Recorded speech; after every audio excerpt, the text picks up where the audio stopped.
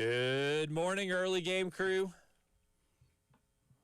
Another Monday. We don't have many more Mondays before football season until we start getting to Mondays where we're talking about Gamecock football games.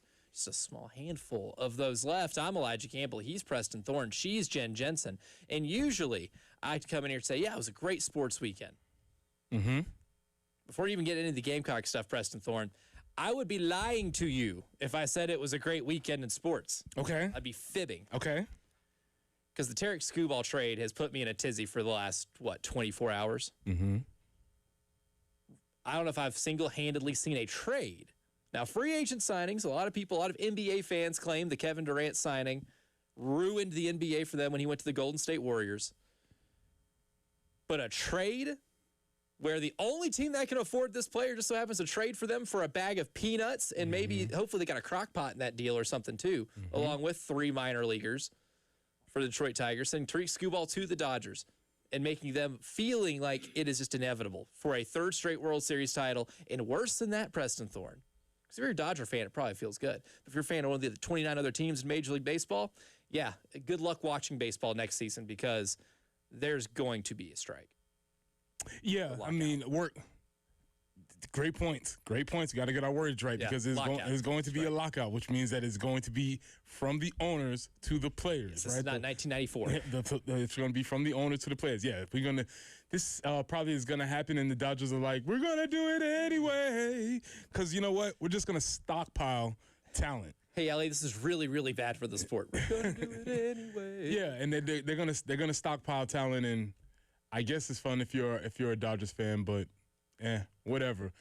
This only means that for this year, if you're inclined to, you must throw your support behind other National League teams. Because yes, the Dodgers are going to make the playoffs, but anything can happen in the playoffs. And so we are going to have to collectively root for the good guys because the Dodgers are ostensibly the bad guys. Like, this can't happen, right? We can't have the Dodgers win a third in a row after just seemingly spending more money than the GDP of some small nations to get their roster. They can't win this, right? Like, this has now become good versus evil. Well, baseball sense. It's really interesting because your bad sports weekend ultimately collides with my bad sports weekend because maybe Major League Baseball can go to the American government to help them from stopping to spend money because that's what college sports did. Said, hey, government, please help us. Please help us stop spending so much money. We can't help ourselves. We need somebody to help us stop spending money. You know what thought I had when I saw that story that the SEC and Big Ten finally agreed to the bill? I just saw that Tim Robinson clip where he goes, yeah, that'll do it. Yeah, I think that'll do it. Yeah, I think it's going to do it. It's like a long video of him just doing that. That's all I could think of. Like, yeah, okay, that'll do it. Yeah, it was big bank take little bank. The SEC was bullying the rest of college football, but then the federal government said, "Hey, SEC, Big Ten, shut up." Yes, sir. Like, all right, you got it. You got it, boss. We will do it. We will cave. So, long way to see if anything happens with that, but yeah, that changes by the day. Mm-hmm. Now, today I wanted to talk about a little bit of Kendall Briles, too, on the Gamecock front. Because he did speak on, Thursday, Birdies at Beamer. He was on with Terry and Jay. And, like a radio show, there's some script here. Now, we're not scripting what we say, right? But we have a grid where we title segments, and we kind of put, our thoughts in there, the general thoughts on the segment. So it's kind of scripted. Offensive coordinator's kind of the same way. Sometimes it's the first, 10 to 15 plays, I guess is kind of the rule of thumb. That's sort of the number you hear. My assumption's always at least just the first drive. I think that's maybe the closest thing you can get is just the first drive of each half, I would say, is usually pretty scripted. But what's Kendall Briles' philosophy when it comes to scripting? How much would he reveal if Terry and Jay was able to broach the subject? This is cut 14 from Friday's list, Jen. Here's Kendall Briles talking about scripting. So I've started scripting about the first 6 plays, and I've done that about 3 years now, and maybe 4. But I think it's good. It allows, as a coaching staff, to target guys, get certain formational looks that you want to see, That way, you know how they're going to play them. So it allows you to do some things and target some guys as you want to get the ball. And then after that, you know, you're playing football. And obviously you got your D&D calls that are going to be critical that go on within a drive. And then, you know, the rest of the time you're rolling. And if you see things, then, you know, you hope that, you know, if it's something that you haven't just, you know, worked a ton and you're able to call it, our guys have recall and they're able to go do it. A lot of stuff there. He revealed for him, it's the first six plays of the game. Those are let's go through the revelations. So about the first 6 plays is what he scripts. D&D stands for down and distance. All right, that's not something that, so we got to make sure. Not Dungeons and Dragons. Yeah, not Dungeons and Dragons. Sometimes coaches just throw out words and we're not down and distance. So when he's talking about your D&D calls, that's the down and distance calls. So you'll have a set of 1st and 10 calls. You have a second and short, second down calls, maybe second and short, second and long, second and behind the chains, 3rd and short, et cetera, 4th and 1, whatever. So those are your down and distant calls. So when you see those long play sheets that they're looking at, for all of that. They're usually broken into some sort of D&D, not Dungeons and Dragons. Though I would love to know which coach is like, secretly, I just want to play more D&D. It is Eli Drinkwitz. Yes, thank you for the lob there. That is the easiest one we'll answer all day. I guarantee it is Eli Drinkwitz. That is the D&D. So we know he scripts the first 6 plays. We got down and distance, and then what he said was the goal of the script, and it's the first thing I had written down up on my script. Yep. Right. If you're looking at it, the first thing I had written down on my script was the first thing that Kendall said was formations. I wouldn't be surprised if in those 6 plays you run out 6 different formations so that you could see how the defense is lining up or responding to your formations, because that's a huge part of the game plan. I throw out a formation, much like D&D. It's very nerdy when you start talking about like really this. Nerdy. I throw out a formation. I see how you respond to it. Now I know what plays will or will not work based on the way your response to my formations. Let's get really nerdy. Let's do it. Throughout the course of the game, because then he says, you know, after that you're flowing, you're running.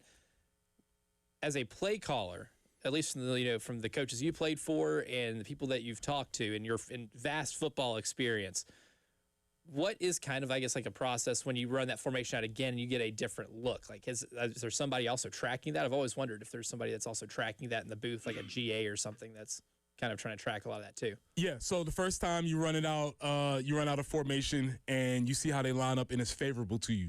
You throw it out again, and if they do it again, you're like, oh, we got something here. Maybe because obviously they might have made a mistake, right? So you have to see what they are attempting to do to you, and it's the same back and forth game. So yes, there's a spotter in the booth who's probably looking for a specific either piece of personnel or alignment that says, oh, hey, we got them.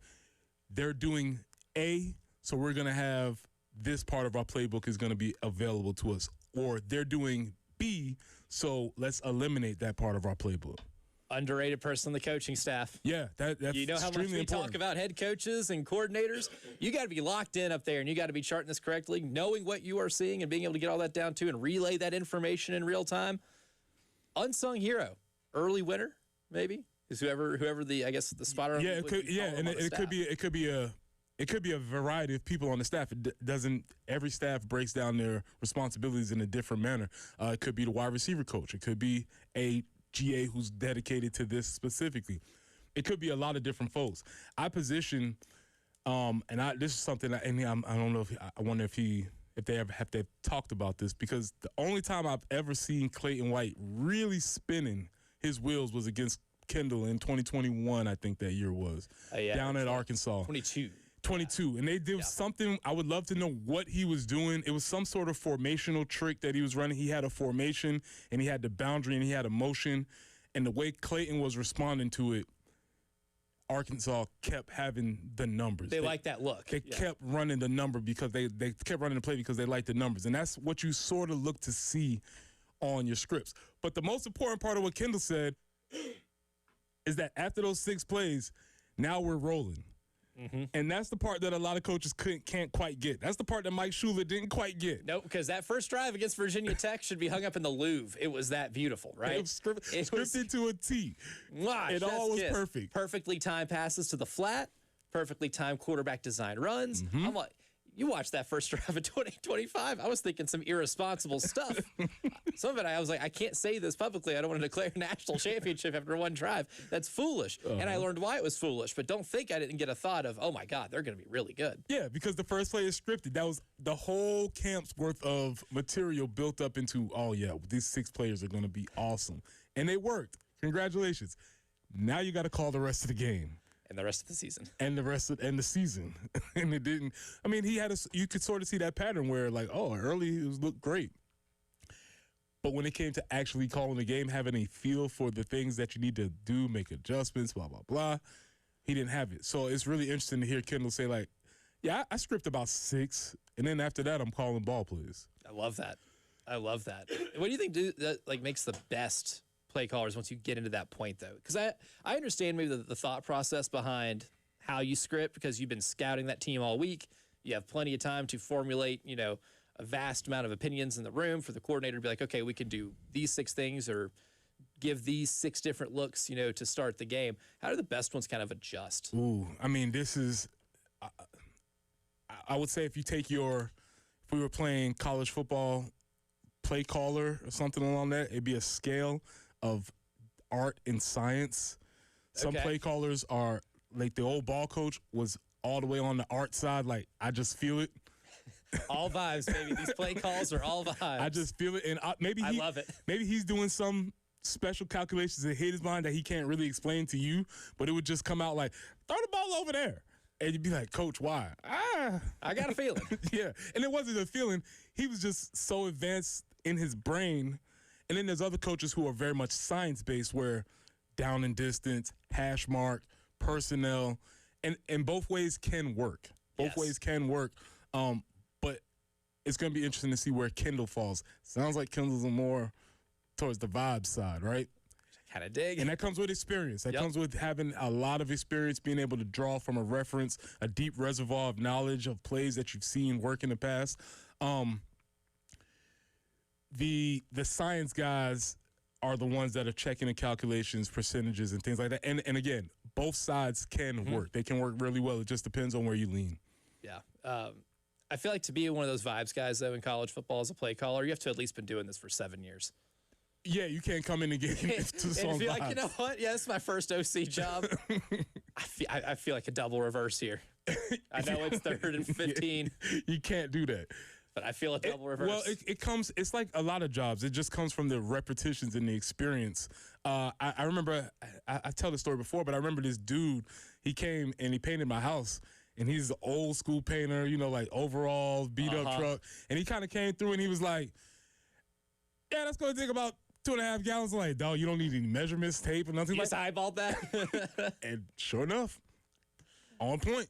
It was done. I had an uncle who could do that. He could look at a roof and tell you within about a bundle of shingles what you needed. Because he had just been doing it for so long. Exactly. You just know it. Meanwhile, there's other guys got to get up there and measure and run it through the computer, whatever. But some people just have had enough experience where they can just call. They just know what to look for. Yeah, absolutely. And that's a pretty cool to have. It's kind of like my strategy in rock, paper, scissors. I can't even explain to you why I do it, but I just do it. Are you it good? Works. I ball. Well, one-offs are random everywhere, right? But if we do, a best 4 of 7, like a series best of 7, you're cooked. Do you do rock, paper, scissors, lizard, Spock? What is this? I don't know nothing about Big Bang Theory. Yeah, I was going to say, not a Big Bang Theory guy. By proxy, I am. By proxy. I am. Not by choice. It's funny, I didn't on the original run until like later in the series. I came in about the second half of the series, but not early on. By proxy, yes. Very, very solid comfort show. It is very much. You can have that going. It's like Friends. You can have it on, and it's there. Yeah, that's Frasier for me. I don't even have to be out. Just Oh, keep it in the yeah. background. It's great background noise. Get other work done. Great show for that. I feel like The Big Bang Theory is definitely in that realm. Coming up next, though, Kendall Briles also talked with Terry and Jay about his vision for the run game. So we've been speculating all summer. Time to hear from the play caller himself what he's envisioning. We'll hear from Kendall on the other side as you listen to the early game.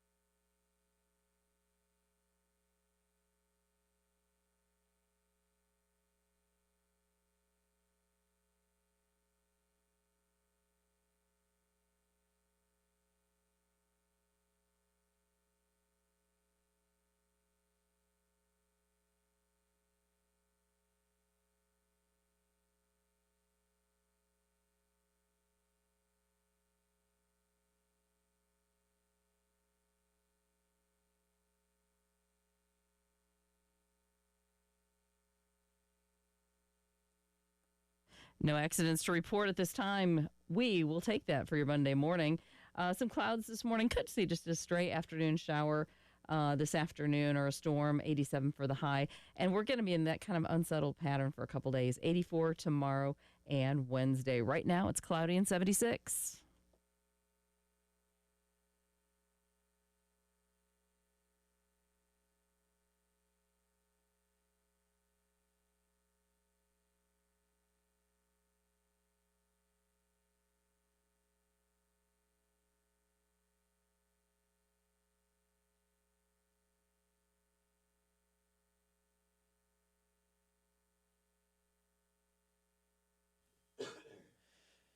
Jen Jensen, what do we like to do on this show?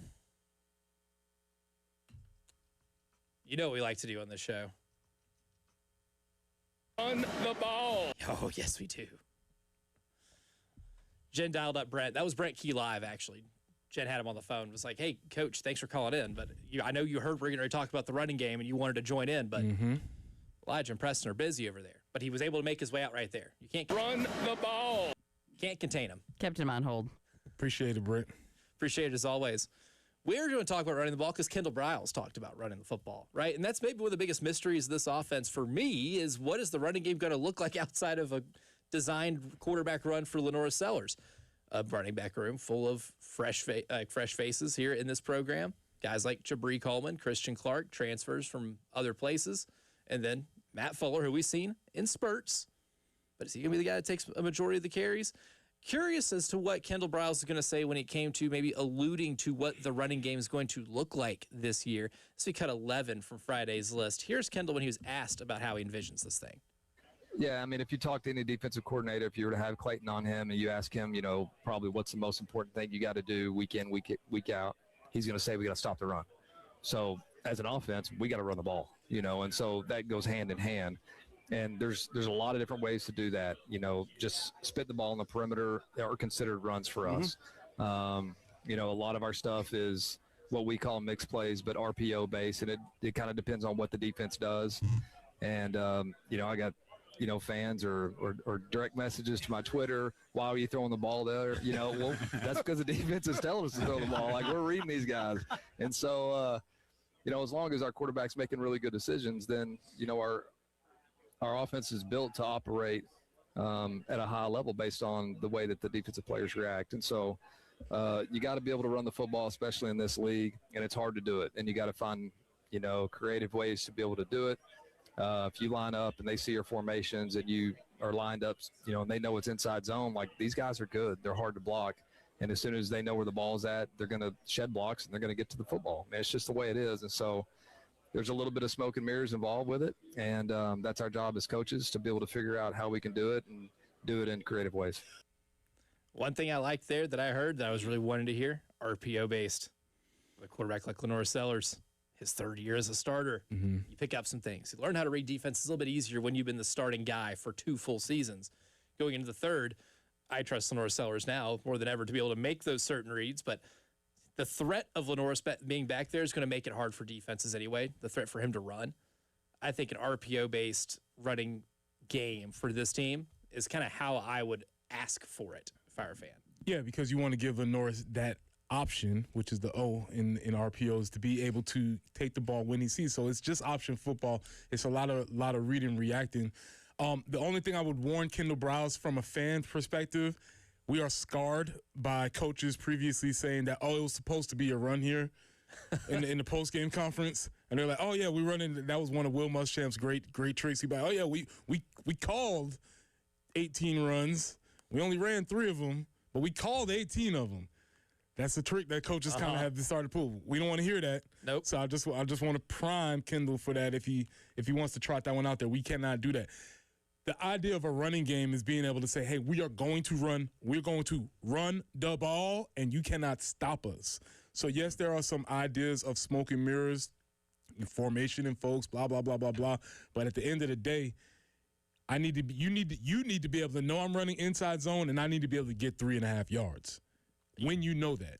That is the mark of a successful running game. Not the one that can run trick people and formation people, and he's not going to dupe everybody every time. Because it's not going to happen all the time. Eventually, you're not going to have, or sometimes, as Kendall stated before, because I think he's a solid offensive coordinator, sometimes you won't have a great play called. And your players are going to have to be able to block somebody, make somebody miss, et cetera, et cetera. So to me, that is the mark of a run game, is when all things being equal, can we get 3.5 yards on this inside zone? Really, in terms of running the ball in general, I feel like that's my number one ask. Because I'm not as big a run the ball guy in general. I do love seeing it. I love offenses that feature it in creative ways. But to me, if you can just be a situational running game where, hey, 3 yards right here, you need a play to get 3 yards. Block up, get 3 yards. Don't need an explosive. Just give me this in a short distance scenario. That's kind of always been my bare minimum for a running game for any offense. That's kind of across the board of college, NFL, high school, even. If you can at least get it to where I know I can run the ball on 3rd and 3 and get a first down, or if we get into the goal line, I know you can block just well enough for me to score from the 2-yard line. That's like my bare minimum. Yeah, because if as a play caller, if you looking at that play sheet, trying to figure things out, I think we had this situation happen last year a few times where Mike Shula knew that we could not run the ball, and so we were forced to pass I think Alabama maybe forced to pass the ball in goal line situations when just being able to run the ball would have taken care of it. Happened in Oklahoma too. Yeah, Oklahoma. Because they scored that touchdown as 4th and goal, and it was like, oh, you better score right here. And what we do, we had nothing for them. So as much as formations and all that stuff comes into play, there will come several points throughout any game where we're going to have to line up and be able to run the ball. He also said the phrase "spitting the ball outside," and what that would just mean is taking the ball and quickly throwing it to the perimeter. That might be where you see Jaden Sellers, or maybe some of your quick twitch guys. Set, hut, boom, throw it out there, let them make a play in space. That is an option. It's almost like an old school toss sweep, essentially. That's how Mike Leach would run the football. Yes. That was his version of running the football. So Correct. Spreading it out, get quick release, let your slot receiver catch the ball. And your primary blockers are your receivers on the perimeters, and maybe a tight end coming out there too, right? So that also is part of what I would even consider a little bit of a running game too. 803-404-6100. AAA Heating and Air phone lines. Looks like we have our pal Ray on the line. Good morning, Ray. Welcome to the early game. Hey, good morning. Great topic as usual. I'll tell you, well, maybe the 4th OC is the charm for Beaver. You know, this is our 4th OC in 6 years, and, you know, even 2 years ago, we were just an average to okay offense. I know people think we are great because we average 400 yards a game, but if you look at what SEC offenses do, that's not even quite middle of the pack. So, I mean, I would think the 4th OC, maybe we'll figure it out this time. But, golly, you guys are right. That first drive last year against Virginia Tech, I was like, oh, my God, I need to go ahead and book my trip to the college playoffs. Man, this is great. But what you saw is we never went back to it in that whole game. It's like we had a 7-point lead. Well, we're going to work on running the ball at the middle. And how did that work out for us? Hell, not so good, did it? And then all of a sudden your whole offense changes. The other team gets momentum, and, you know, momentum in sports is a huge thing. And I don't know, you know, what's really got me worried about this whole OC thing, how much of it was the OCs we had, and how much is Beamer trying to want to do something that he wants to do? And that's what's got me worried, to be quite frank with you. But we'll see how it goes. I do think sometimes running the ball can be the most overrated thing there is in football. Because if you got a good passing game, you can pass the game to set up your run. You know, it's about rhythm. Yeah, you want to be able to run the ball, but, you know, I think people get a little stubborn and they think, well, we got to be 1975 Oklahoma, you know, 4 yards in a cloud of golden dust. We've never had that here, guys. When's the last time we've had an offensive line, if you knew we had to get 2 to 3 yards and we just line up run the ball, I mean, you'd have to go back a decade or more. Last time we had an offensive line that could do that. But regardless, I'm excited about the season. We're all undefeated right now. But let's just go out there and have a good tempo offense, and then the running game will work itself out. But don't go out there being stubborn and think, well, I'm going to line up and run it up the gut every play. Yeah, appreciate the call, Ray. We got to hit a break really quick. I want to get to something you said about the pass setting up the run, and we'll hear from Clayton White, too, coming up next year in the early game.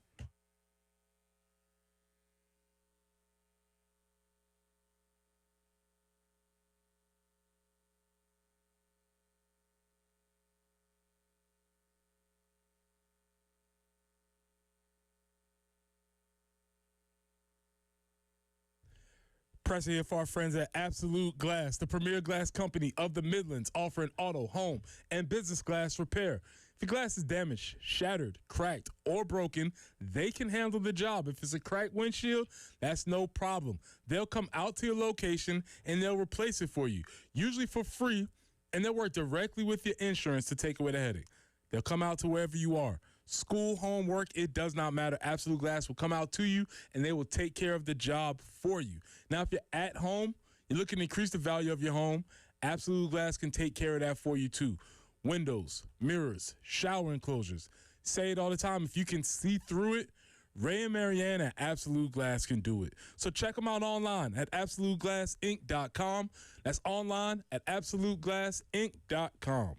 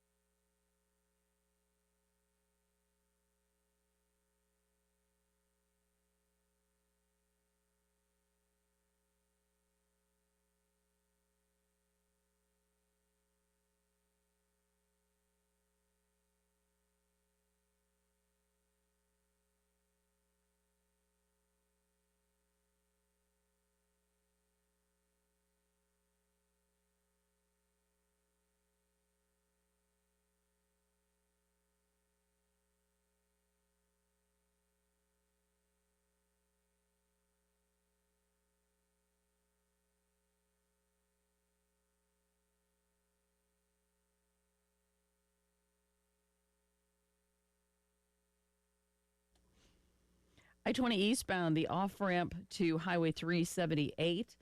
The right lane is blocked due to an accident there. So, again, if you're traveling I-20 eastbound, need to get off the interstate there at 378. Be aware the right lane is currently blocked. And for the next couple of days, could see some shower or thunderstorm activity at any point. Just some random chances, more so this afternoon. 87 for the high, scattered thunderstorms tomorrow and Wednesday. 84 both days, so a little bit cooler for the start of our week. Some people heading back to school this week, so it'll be a little bit more mild. Get back into the 90s by the weekend. Right now, though, it is currently 76.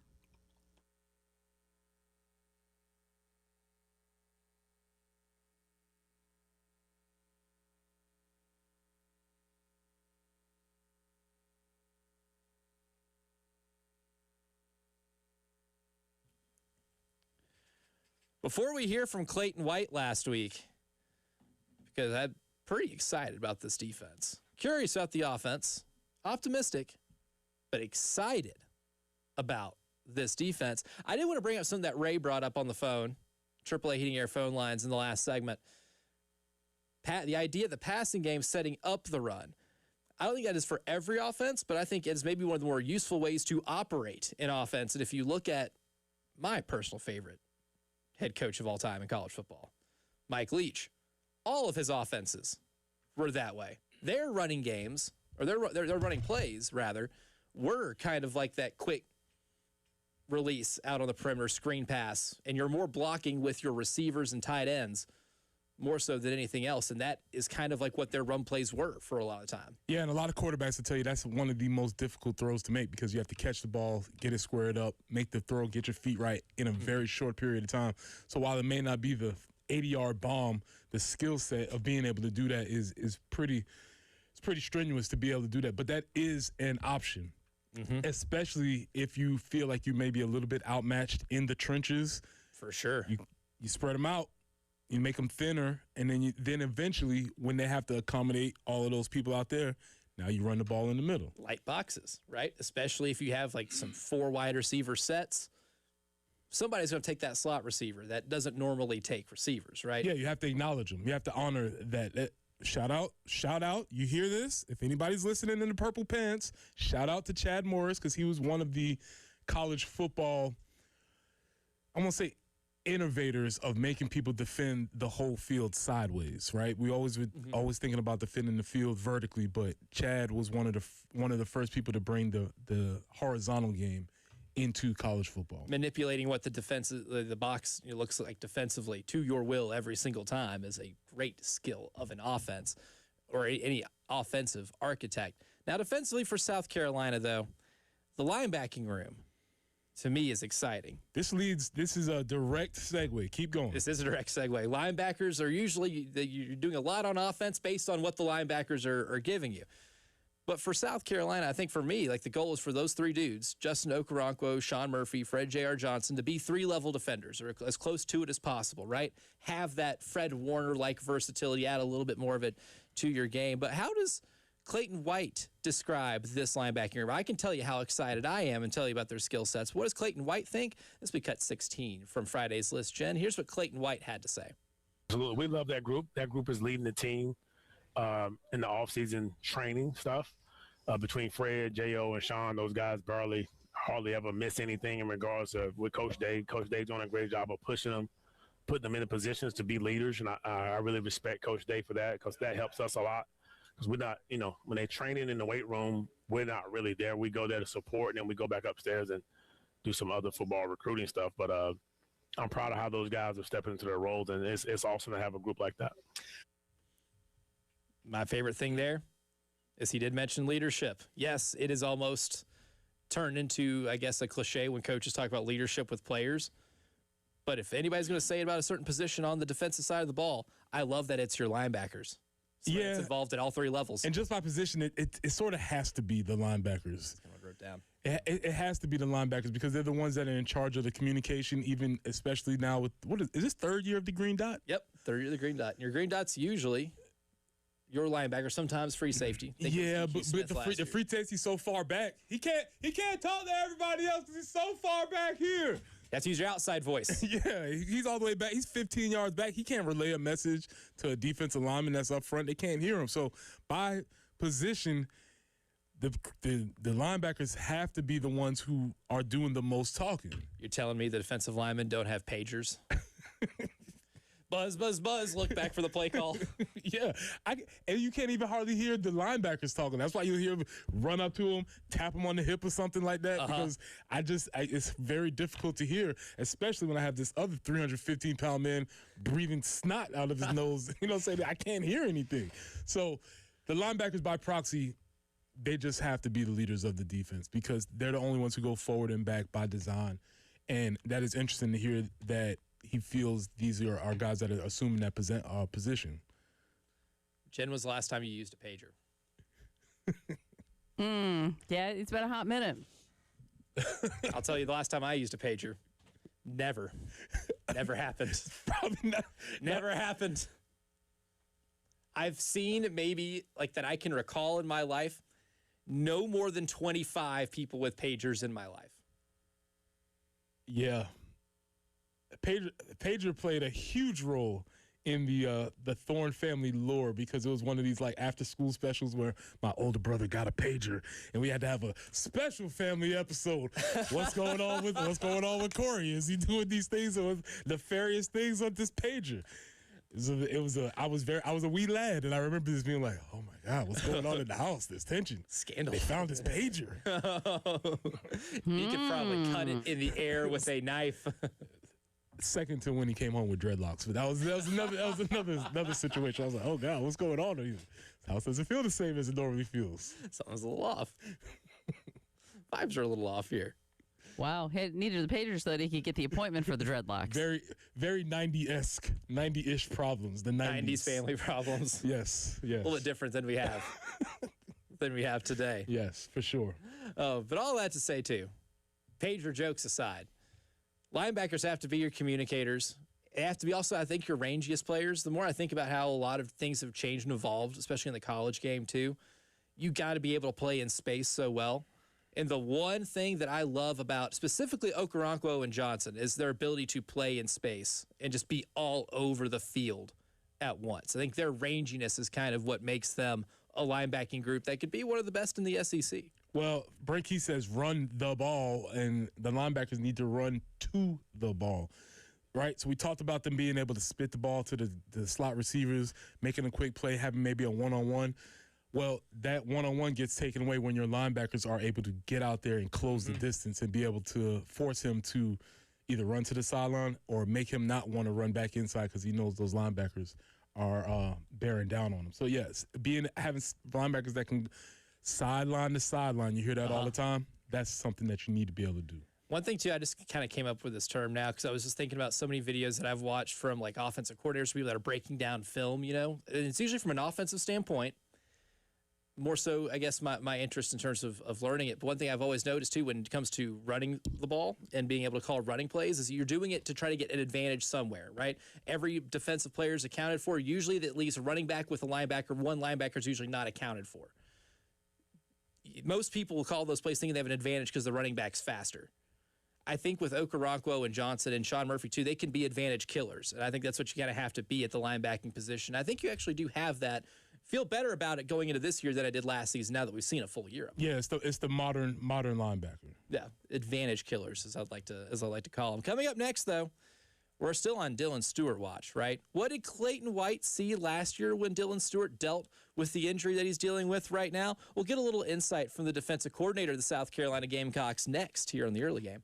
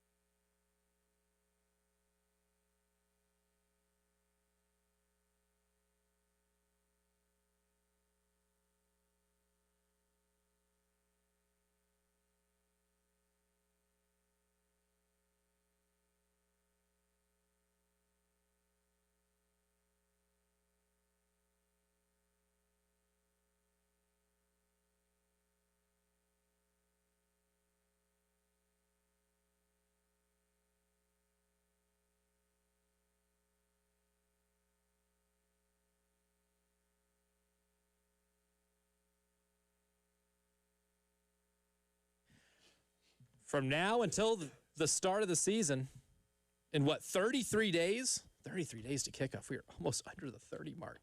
This is remarkable. But until that day, in these 33 days leading to kickoff, when South Carolina plays Kent State, we'll be on Dylan Stewart watch. Jacarius Peaks injury is a big one, too, to monitor.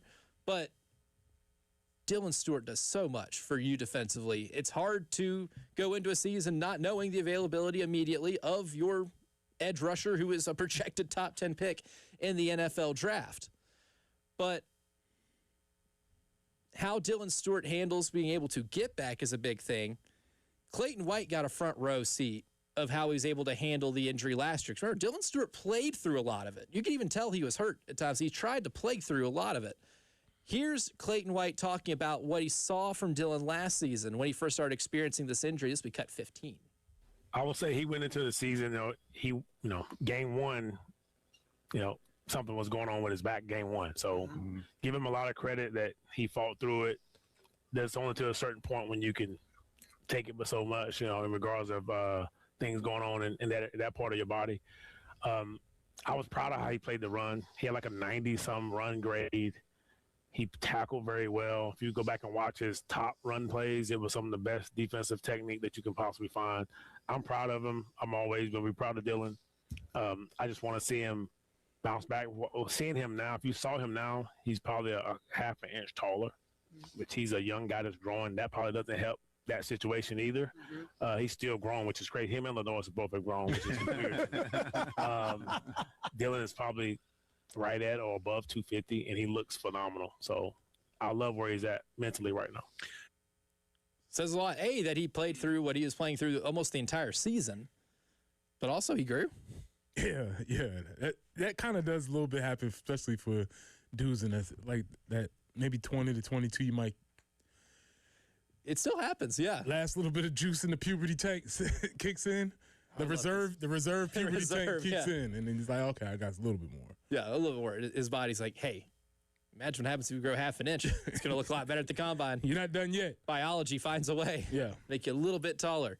But the ability to play through a lot of that last year, it is a credit to him. So I think if it gets down to it, he'll play hurt. There's a difference between playing hurt and playing injured, right? I think that tells me that if he's not 100% healthy or he's not on the field, that tells me he's definitely in a position where he can't risk re-injuring that, or it's one of those things that doctors straight up telling him no, because he clearly has a desire to play. Yeah, and this is just going to have to be a wait-and-see situation. We don't know. I would say I don't know any information that indicates whether he will be ready or whether he won't be ready. We'll wait and see. I think the interesting part about what Clayton said was about Dylan playing the run, because he's so touted as a pass rush specialist, and that's where he's going to make his money in the NFL, being an edge guy. And that's you don't get paid. Myles Garrett don't get paid for being great on the run, right? He gets paid for getting sacks, for breaking a record. But it does make you a complete player, and it is something that is useful for a whole defense. So that is interesting to hear that he's made those improvements. So even just by watching it, visually, you can tell he got better in the run game last year, right? That was an improvement. And I love, making the comparison of Max Crosby and Trey Hendrickson. They are not the same player. Correct. Because despite lazy opinions, they are not the same player, right? They completely different types of edge rushers.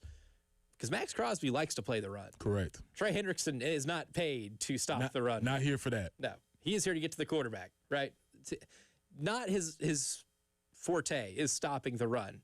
If you could be more like a Max Crosby, there's a reason Max Crosby is viewed as one of the best edge rushers in the NFL, because he can do that too, right? It's not just getting to the quarterback. I think it's the one thing that's kind of kept Trey Hendrickson from being considered one of the best defensive ends in football, is because he's just not that good in the run game. It is so valuable to get those guys that can get to the quarterback like Trey Hendrickson can, but can also be more like Max Crosby and have the will and the skill to do the run defense. Not the salt in your wound or anything like that, but y'all had Trey Henderson and Cam Jordan at the same time?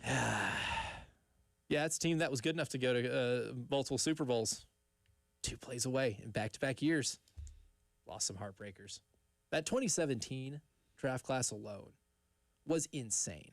Opened up a window single-handedly They had Trey Hendrickson and Cam Jordan. And that defense was really, really good. As they should be. Because guess what? Cam Jordan likes to stop the run. Yes. So they complemented each other really well. Yeah, you do that, I'll do this. Yeah, I'll get to the quarterback. You do all the run defense stuff. But that's also why I'm really excited to see what Caleb Herring looks like here at South Carolina, too, and Julian Walker, right? Julian Walker's going to kind of do everything at Dutch Fork. That role is going to be incredibly important, too, especially if Dylan Stewart's not 100%. If he's still playing through it or not playing at all, I'd be cool if you do just kind of shelf him for Kent State and Towson and ensure that he is as close to 100% ready as possible for Mississippi State, which, as we already established, is a pretty big game. Biggest game of Shane Beamer's life. Which leads us perfectly to the second hour, Preston Thorne. Perfectly the second hour, because we've talked about the biggest game of Shane Beamer's life being Saturday, September 19th against Mississippi State. There are other coaches in college football that are on hotter seats, right? That they're going to have a biggest game of their life. And I think we just have a thing around here where we do really love tagging something as the biggest game of this coach's or player's life. We'll do that in the next segment. Luke Fickell, Lincoln Riley, Steve Sarkisian, question mark? Is there a game of his life on the schedule? Mike Norvell, Deion Sanders, Dabo Sweeney, Kalen DeBoer. Oh, we're gonna get some biggest games of lives coming up next to kick off the second hour of the early game.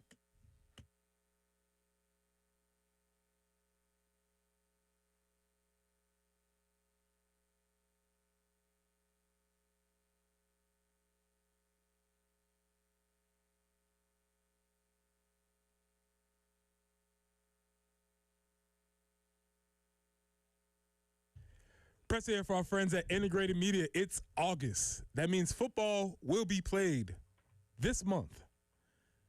Maybe not by us, but it will be happening. And you need to call the folks from Integrated Media to get your outdoor setup ready. What does your outdoor setup look like? It could be Samsung Terrace TVs that are waterproof, Sonos outdoor speakers for TV and music, Wi-Fi that works indoors and outdoors. And that's my personal favorite, because with the Wi-Fi, you can have all your devices running at the same time. You don't have to worry about lagging or buffering or any of that nonsense, because your Wi-Fi will be powerful enough to hold the quad boxes, all of the situations that you need to be having to be monitoring during the season. From home theater setup to adjusting your thermostat, monitoring your security systems from your cell phone, Integrated Media is who you need to call. So call them at 803-948-8327. That's 803-948-8327. Or reach them online at integratedmediainc.com.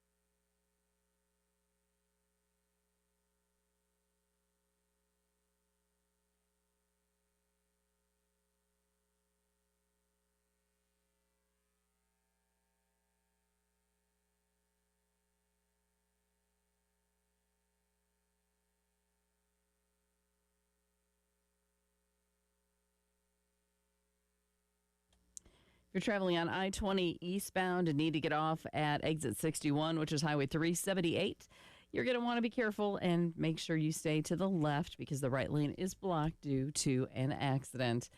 And that forecast, some morning clouds, stray afternoon or evening storm, scattered thunderstorm activity really in the forecast most of this week. Highs Tuesday and Wednesday of 84, 80 for Thursday before we hit 89 on Friday. Right now, cloudy and 76.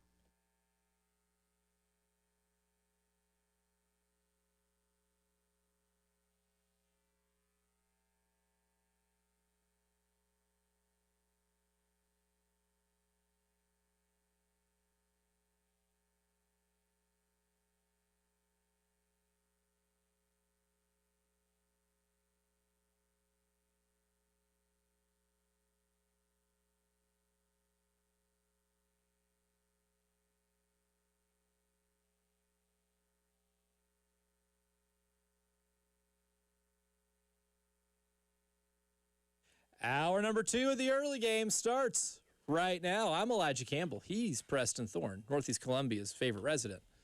She's Jen Jensen. And what we are doing is telling other coaches what the biggest game of their life is. Yes.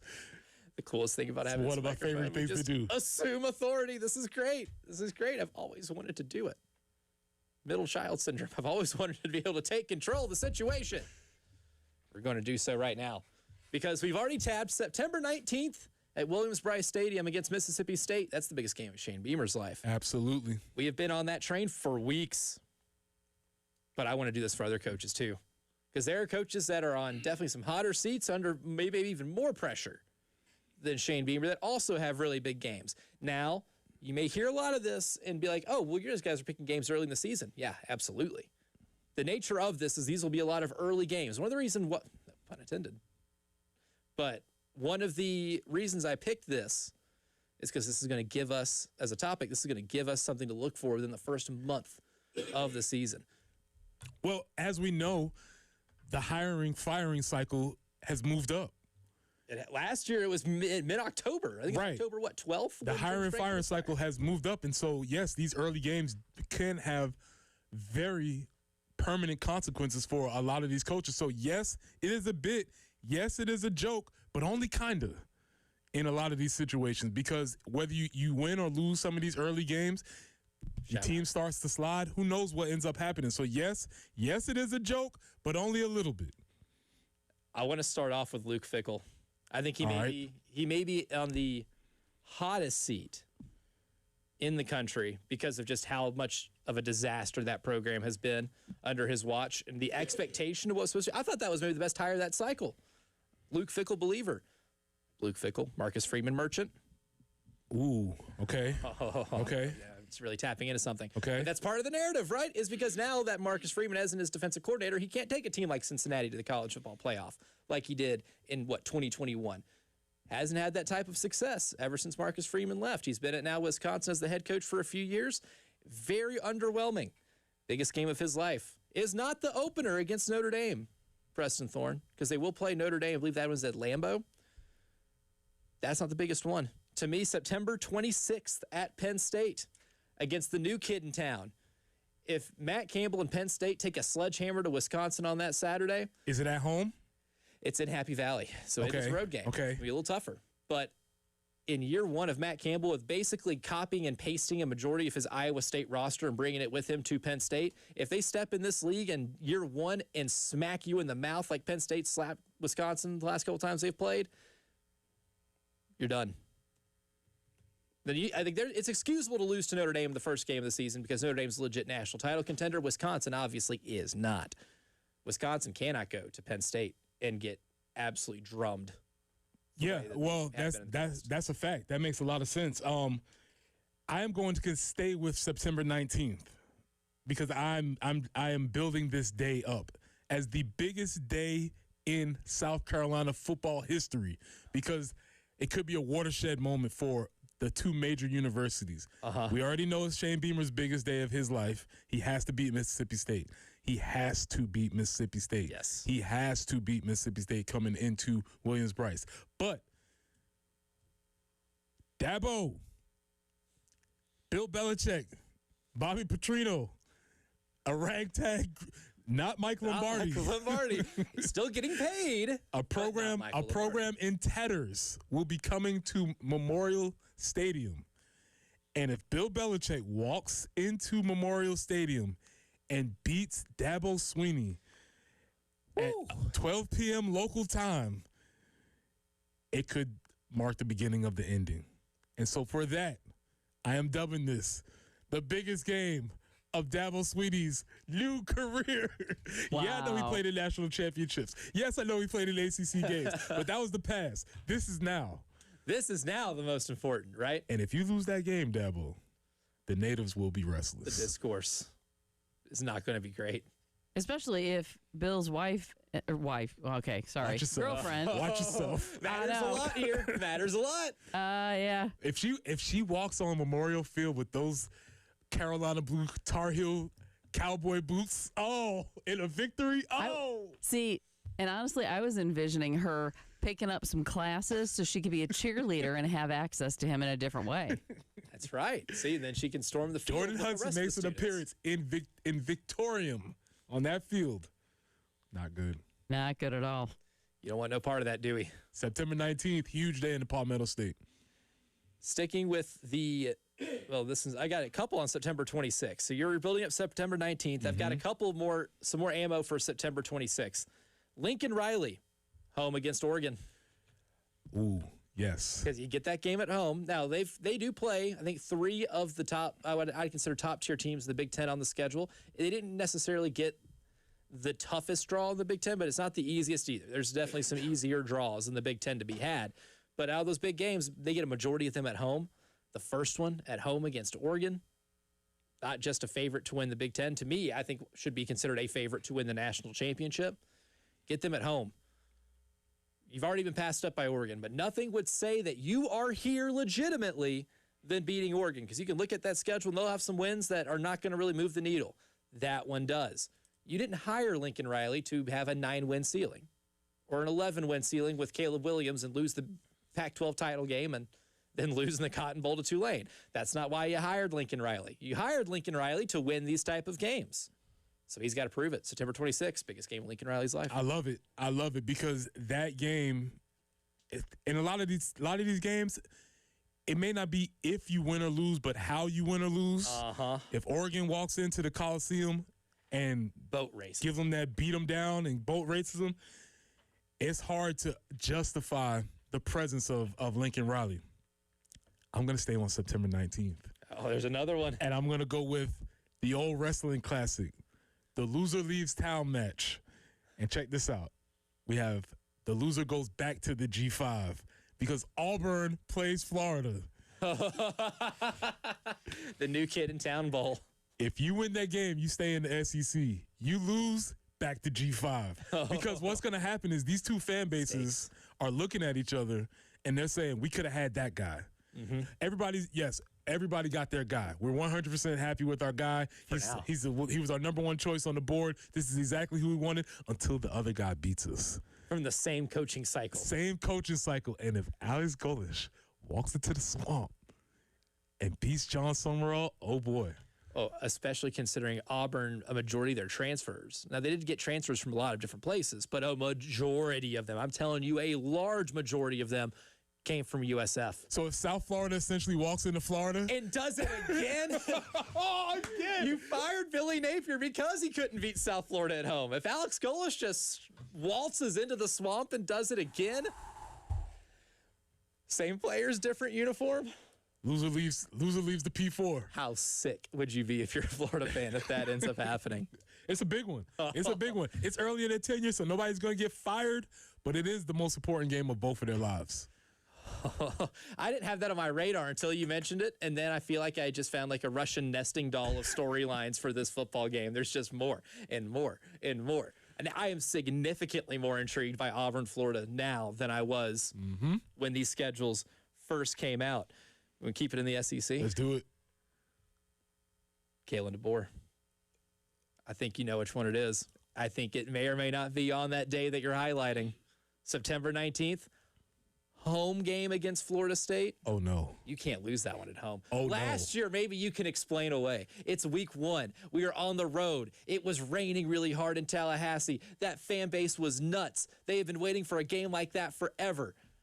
Magic ensues. Well, now you have a year of what it is that Florida State's going to do. And it's a completely different roster at Florida State, too. I don't think Castellanos, given some eligibility rules.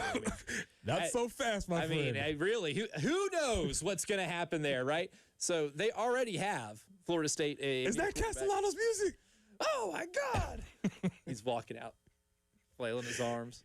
He wasn't as good as he thought he was anyway. So. Absolutely not. That wouldn't be.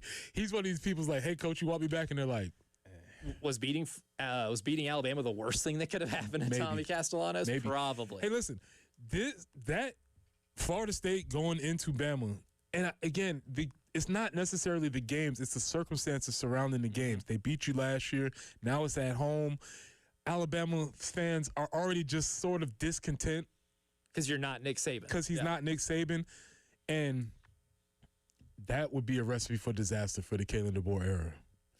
Losing that one again, especially at home. And I think that would be good for us because I know we're pretty. I don't have the schedules in front of me, but we're not far after that, right? Next week, yes. Yeah, we want a tailspin. Yeah, we want them We want them going full tailspin, circling the drain. A state of football psychosis. Yes, right? Yes. That is exactly what we're cheering for. Maybe that game even just got bigger in my mind. I didn't even think about that till just now.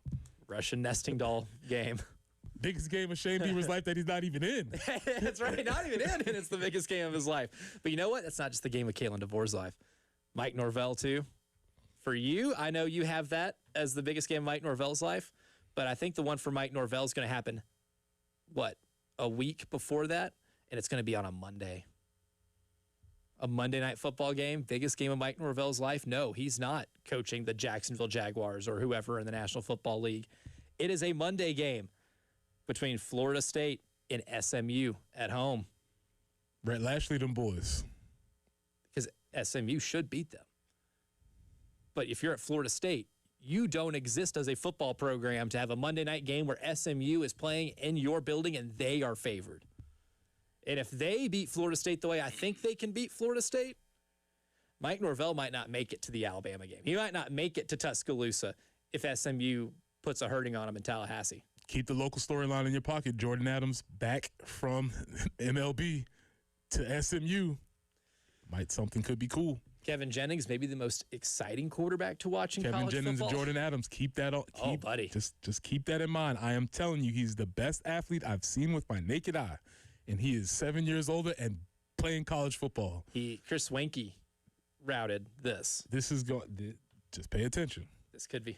I'm more so excited than ever. Maybe college football's most fun mystery. I mean, we talked about all these games. They all have great billing. We didn't say the obvious one on September 19th. Oh. This is the obvious one. We can't not say it. Yeah, we can't be hipsters and not get that night. Yes, Lane Kiffin returns to Oxford, Mississippi for the first time since he bailed on a team that went to the college football playoff and was plays away from going to the national championship game and left them for an arch rival within their own conference that they've hated for a long time and basically offered the same amount of money for. Yeah, that's going to happen on September 19th too. Biggest game of Pete Golden's life. Oh, by far. I'm telling you. Bloodthirstiest stadium in college football we will see all year. They will be out for it. I know what I want to happen, but man, it's all awesome. Any of it is awesome because I can see that bloodthirst and those fans with those deranged eyes hostility, waiting for Lane to walk in the stadium. And then what if Lane goes in there and he drops like 50 on them? Oh, and they wax them. And they go in there and just beat the hell out of them. Do I cheer for LSU because I'm a fan of Lane Kiffin? No, but would that actually be kind of funny? Yeah. Would it annoy me a little bit? Yeah. But would it be kind of funny? I think it would. Now, it would also, I think it would feel like justice if Ole Miss were to. Yes, that's what would happen if things were football justice. If things were right in the world, but it's not how this thing goes. Yeah, I don't think some superhero movies don't always get it right when the hero wins. Sometimes the villain is just too powerful. And Lane Kiffin, if his team is right that early in the season, then we'll certainly find out. Coming up next, though, it's the early game morning meeting. I love a good hypothetical.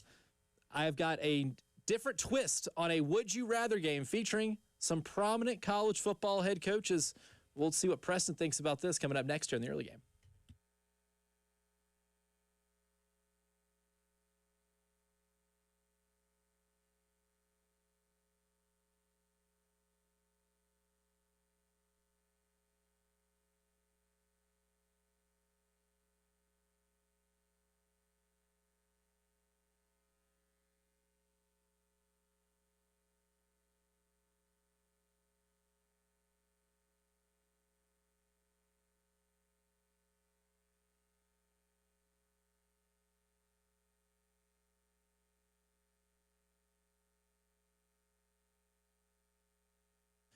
Love talking about the biggest game of lives of coaches in college football, and that's a fun discussion. But sometimes the biggest game of your life is figuring out how to get out of that IRS maze. And sometimes you need a really good coach that can get you out of it. That would be John Ecton and his team at the Ecton Law Firm to give you that representation that you need to be able to get out of those personal income or business tax issues. Whole process starts with one phone call. 803-771-9800. That is the number to call John and his team at the Ecton Law Firm.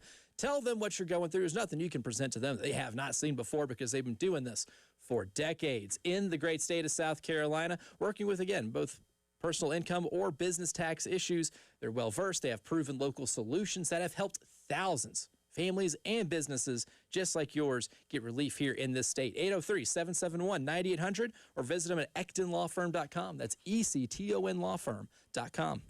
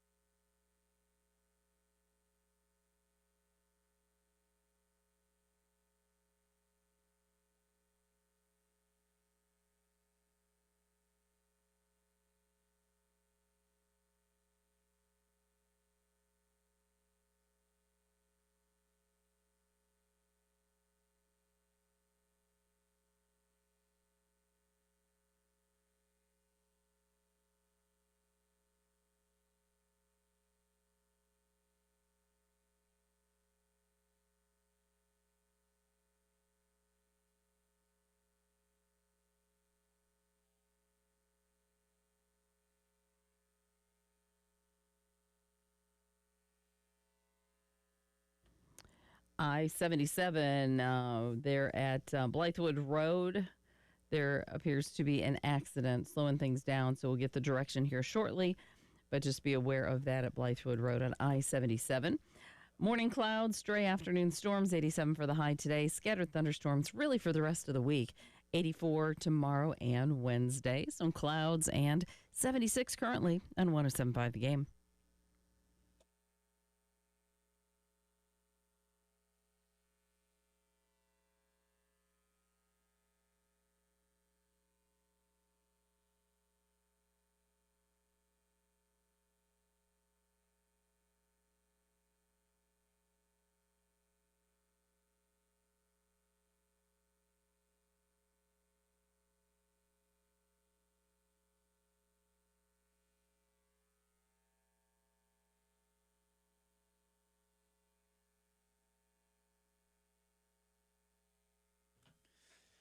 Perfect place for a hypothetical on the show. It's for the early game morning meeting. And today's hypotheticals will involve a game of college football. Would you rather? We're going to find out what Preston Thornton thinks. Basically, this is me making him do a football head coaching rankings without making him do rankings. That's what is on tap for today's morning meeting. Repeat after me. Today will be an awesome day. Yeah, well. Let's go. Good morning, great today. Today will be an awesome day. Good morning, great today. Today will be an awesome day. Preston Thorne, if you think it's an awesome day already, what if I told you there's also football Thursday night? Meant to throw that out there early. This Thursday night? Hall of Fame game. I thought you said it was football. It's barely football, but guess what? It's football. And you know what? I'm so starved for it. Oh, it's the game. I might watch every snap just to break it down, ironically, the next morning. I say this every year, but the flip side of preseason football is no, you don't get to see the stars, but boy, do you get to see some desperation. Yes, you those do. dudes want to make a team. Uh-huh. So you want, if you just like seeing people play hard, You got it. you got it. They will be playing as hard as possible because there are about 40 dudes on each sideline who are trying to make a squad. It is a matter of employment or unemployment in the Yes. sport of football, right? So there's a lot of desperation there. Live show meeting. Idea for Friday morning? A way too serious look at the Hall of Fame game. Let's do it. A way too serious. Let's do it. Start saying some irresponsible stuff on here. But for today's hypothetical, here's what we're going to do, Preston Thorne. Here's the premise. Assume that your team has a 50% blue chip ratio, which historically, before Indiana broke that mold this past year, every national champion in the basically internet era of high school recruiting has had a blue chip ratio of 50% or more, meaning 50% of your team or better is 4- or 5-star recruits coming out of high school. I've said it at 50% because that essentially, according to that rule, says that's the bare minimum required to win the national championship. So you have enough talent to be able to do it, but not an excess of talent, if that makes sense. And I'm just going to throw coaches your way, and you're going to tell me which one you'd rather have to lead said 50% blue chip ratio team. This is probably going to expose some of my biases here, but let's do this. So I'll start off with two, so you can make a first decision.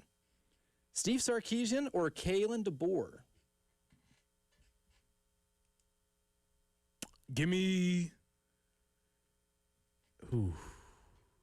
This is tough. This is a tough one. And there are some real pros and cons to both of these guys. Give me Kalen DeBoer. Kalen DeBoer, okay. He's been there. Kalen DeBoer has beaten Steve Sarkisian in a Give me Kalen college DeBoer. football playoff game. That is true. That is something that I think Sarkisian's the better play caller. I think he may be the best play caller, offensive play caller in all of college football. But Kalen DeBoer, I think you can trust him maybe a little bit more. There's maybe a trust factor there that exists. I repeat the oft-said phrase that Steve Sarkisian is the best play caller in college football. I don't know if it's true though. I just keep saying it because everybody else is saying it. I think he's up there. Yeah, you might have done it. You've done the work to say that. I'm just repeating it because everybody else says Parroting it. I'm just parroting it. So I'm going Kalen DeBoer. All right, so you have Kalen DeBoer. Oh, this is so good because this coach is maybe in one of the more interesting positions of anybody in college football. Are you taking Kalen DeBoer or Kyle Whittingham? Come on, dog. You already know what time it is, man. Give me my boy. Give me Kyle Whittingham. All right. I really am interested to see how this goes. Sort of the proverbial underdog-esque chip on our shoulder. We do it with less type of squad, but now he doesn't have to anymore. But maybe that was his secret sauce, you know? Yeah. Maybe that was the thing that really made him go. Maybe he doesn't feel great with all this spoils of riches that Michigan has. I wonder. I'm really interested to see. Obviously, he's a great coach. I'm a huge fan, but this is going to be interesting. I feel like you see that in college basketball a lot too, where somebody at either a mid-major or just a non-traditional college basketball power has a really good run, and they go somewhere else and with significantly more resources, and it just doesn't happen for whatever reason, right? That's why I'm so fascinated, because he's got a lot of talent from Utah. John Henry Daly at the edge rusher position, one of the best ones in America, one of the most productive last season. He was up there with David Bailey in terms of, sack total. Bryce Underwood at quarterback, a 5-star guy. He's got a lot of talent to work with. This is probably – Bryce Underwood is going to be the most talented quarterback Kyle Whittingham has ever coached, and he was at Utah for 20 years. And he's got Bryce Underwood day one. So would you keep Kyle Whittingham if I presented to you Brent Venables?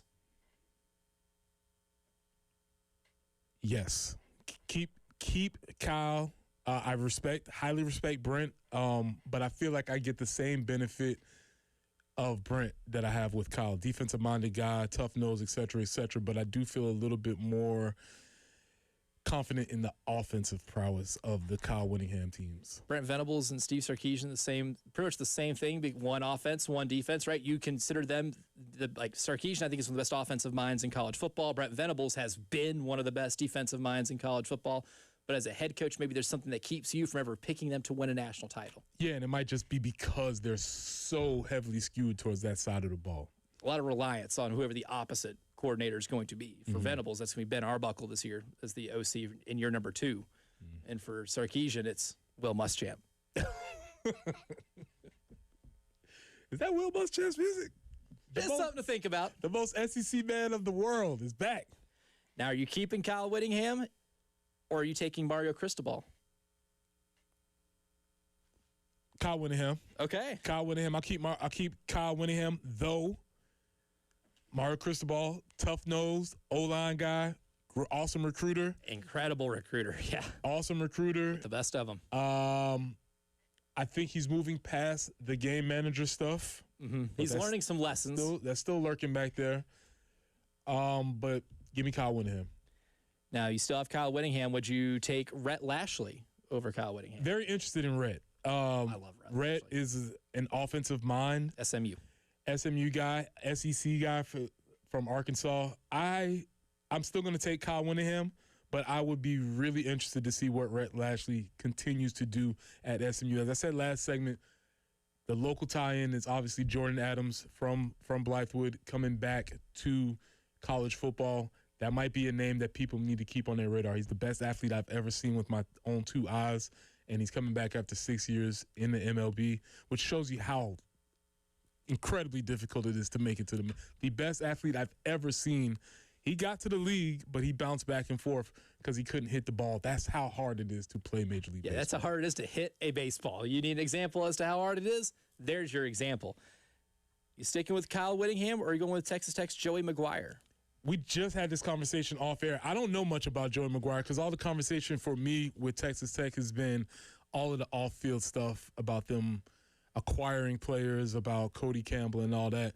Just for me, for my blind spot here, I'm going to stick with Kyle Whittingham. Kyle Whittingham or Dan Lanning? Ooh. This sounds like an eye exam. It kind of does. All right, which one do you see here, Preston? This is tough. Join me. I'm going to do it. Kyle took me to a further point, but I think Dan Lanning is next. I like everything about him, defensive mindset, but he also combines the new school. I love the quarterback situation that he has up there. And also, if I take Dan Lanning, that means I can take my teammate, Chris Hampton. Chris Hampton now who's the defensive coordinator. The defensive coordinator, right? So Chris was co-DC, but now Chris Hampton, former Gamecock, always Gamecock, is the DC at Oregon. So there you go. Is that bond strong enough to pick Dan Lanning over Marcus Freeman? You know what? This is a big one. Give me Dan Lanning. Okay. I like Marcus Freeman. I think he's awesome. I think he's the best thing that's happened to Notre Dame. I'm sure the people in Notre Dame are much happier looking at Marcus Freeman as opposed to Brian Kelly on the sideline. Imagine telling the fans that they upgraded when Brian Kelly dipped. Hey, sorry, I know this feels really bad right now, but you just got an upgrade in head coach by elevating your coordinator. But to be fair, Brian Kelly is the one who brought in Marcus Freeman. So you poached him from Cincinnati. Can't be too mad about that. Yes, give me Dan Lanning. All right, so Preston's chosen coach to lead his 50% blue chip ratio team is Dan Lanning. That was fun. Join the club. That was fun. The same way, I think Lanning and Freeman are two of the best. Those guys, because they haven't done it, doesn't mean they won't. Just means they haven't done it yet. Coming up next, though, there was a trade that happened over the weekend. To me, ruined an entire professional sport. I'll tell you about it next.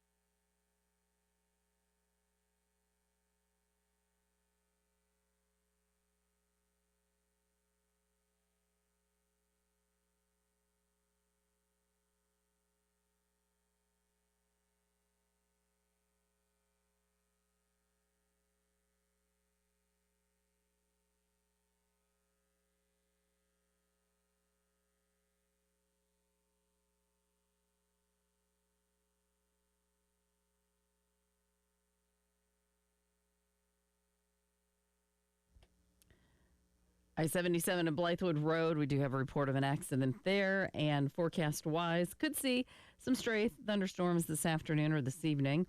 87, that's going to be our high today. And then scattered thunderstorms will kind of stay in the forecast for the rest of the week. Sort of an unsettled pattern out there. 84 tomorrow and Wednesday. Looks like 80 on Thursday, 89 for your Friday, but some clouds and 76 currently.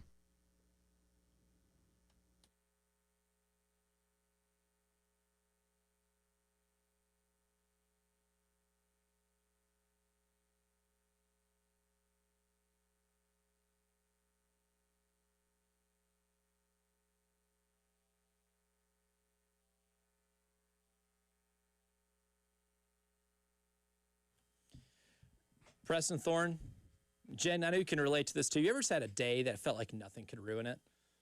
Like James Taylor's Seeing Sunny Days that you thought would never end? Yes. Had one of those Saturday. It was Did a you great really? day. Got a lot of stuff done around the house. Got to do a radio show over at Westco Brewing Bowl where we were taking school supplies for donations for a drive. That was awesome. My fiance and I go to Charlotte to see Tame Impala, one of our favorite musical acts. It delivered. All good stuff. We are rock and rolling. This is one of those days. I'm driving back home at night. Nothing can go wrong. We pull off the interstate, get some caffeine because it's late. Need to stay awake in this car. And I pull up my phone and I see a notification, ESPN, specifically from Jeff Passan, that said the Los Angeles Dodgers traded for two-time Cy Young Award winner and Triple Crown winner, not yet age 30, Tarik Skubal from the Detroit Tigers. And I felt sick. Sick! Because I think that ruins Major League Baseball. And my fiance is like, what are you doing getting into this headspace about that? We just had a great day. Thankfully, great day. we got back in the car and she was asleep maybe 10 minutes back down the road, so I could stew on it. I'm sitting here just like, Dodgers. And it wasn't, my anger wasn't just directed towards the Dodgers. It's directed to every Major League Baseball team because here's what the Tigers gave up for maybe the best pitcher in the sport. Zaire Hope, a top 10 prospect in the Dodgers organization, but not the number one. And two right-handed pitchers, River Ryan and Brady Smith. River Ryan is one of those guys who is 27 years old, has not stuck in the majors, is coming off Tommy John surgery, still somehow listed as a top 10 prospect in the Dodgers organization, even though I think you're kind of Crash Davising it out of that mold, pal. And then Brady Smith, who is a top 20 prospect of the Los Angeles Dodgers. That was the haul for the AL Cy Young Award winner the last 2 years. That right there. Anybody could have gotten that. Anybody could have provided that. But the Dodgers do it, and they just give it to them? I hope they got a crock pot or something in return, too. I hope it's not just those guys. Maybe gift cards to Chipotle or something? I don't know. Mm-hmm. Westco Brewing Bowl gift cards? Something like that. Because that is nothing for the best pitcher in the sport. And now a team that he could have just signed with in the offseason anyway is now going to get to play for them for the back half of the season while they three-peat, presumably, and send us into a lockout because this is going to be looked at by Major League Baseball as one of the reasons, the owners, why we should have a salary cap, even though every team could have given up what the Dodgers did. The New York Yankees could have given up something like that. And I've never thought I'd vouch for the Yankees to get a star for any reason. Right. The Red Sox could have gotten something for that. They are now figuring it out. They are in a position to be in the playoffs and maybe even contend to flirt with AL East contention. There are plenty of other teams. The Milwaukee Brewers probably could have given up something to have him for a rental. The Braves certainly could have. But my God, man. Well, I think Dodgers? The aspect of it is that it's not a rental. And that's the tough part about it, because if it was just for the sake of finishing out the season, you might be able to say, okay, whatever. But really, realistically, what it is he'll re-sign. He's going to re-sign with the Dodgers because they can offer him the most money and the most contract. And they do that little funny thing with the deferred payments. And then, all of that. There's a lot of situations that are going to lead to the current oncoming stop in work that will be happening with the MLB, because they are very far apart on there. So I guess have fun while it lasts. But yeah, this is a very interesting paradigm because this is what the Yankees of the early 2000s were doing. You know, hey, I want to go get a player. Where is he? Let's get him. Let's sign him. Oh, Giant Damon just won the World Series with the Red Sox and beat us in a historic series. Well, let's just pay to have him come here. Right. The problem with this is that there are, in Major League Baseball, and this is not about this specific thing, but in Major League Baseball, there are a few teams who are really trying, and then there's other teams who absolutely do not try. No. That's why the players are trying to get in place a salary floor, right? So that these other teams who are making revenue hand over fist through all the regional deals, but they're not spending it because they don't want to. And so you have these two really competing forces where you have teams like the Dodgers, Yankees, Braves, spending a lot of money because they're trying to win, and then you have a set of other teams who are absolutely not trying. More than like half the league. Yeah. You think it's fun being a Colorado Rockies fan right now? You think it's fun being a Cincinnati Reds fan right now? No. I'll answer that one for you. Do you think it's fun being a Miami Marlins fan? Homeless A's fan? A Los Angeles Angels? Kansas City Royals? Definitely not the Detroit Tigers. You're only 5.5 games out of first, and you're waving the white flag on the season. You just said it's over. And for nothing that can help you right now. You just said it's over. And that was a choice that they had to make. There's only two teams that we kind of signal out where there's a sweet spot of, I guess, economic responsibility and attempting to win, and that's the Brewers and the Rays. Uh-huh. And if you were liable to pick a team for the good of the sport, those would probably be the two teams that you want to see win. Now, you pulled up a pretty interesting moral conundrum while we were in one of the breaks. Mm-hmm. Do we want the Rays to win the World Series? Because on one hand, it would be an awesome story that a team with one of the lowest budgets in Major League Baseball in this, with what we are seeing and with what is on the line, beats a team that is just loading up because they have more money and resources than everybody else in the sport combined?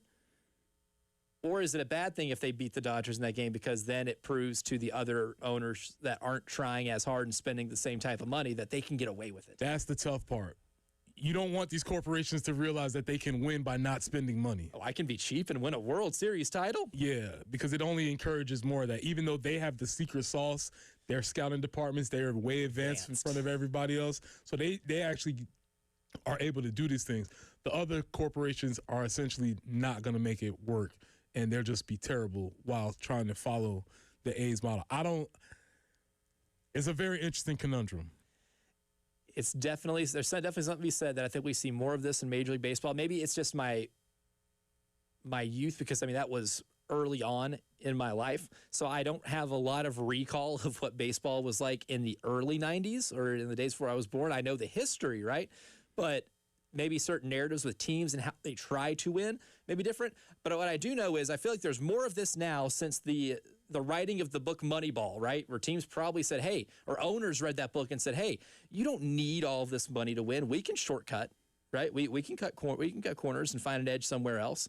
And I think that has maybe inspired a lot of this. Now, while it did work for the Oakland A's in the early 2000s, you're not Billy Beane, right? Or your GM's not Billy Beane. You may think you can do what the Rays do. You're not those guys. There's a reason that the only advice I could ever give any Major League Baseball GM is that if the Tampa Bay Rays call you to inquire about a trade, don't answer the phone. Don't even pick up the phone to see what they want, because they're going to fleece you of something. And if you do pick up the phone, they say, hey, we want this minor leaguer that you have that's buried in your organization. Go ahead, decline the offer, hang up, and call that player up immediately, because they're just that good.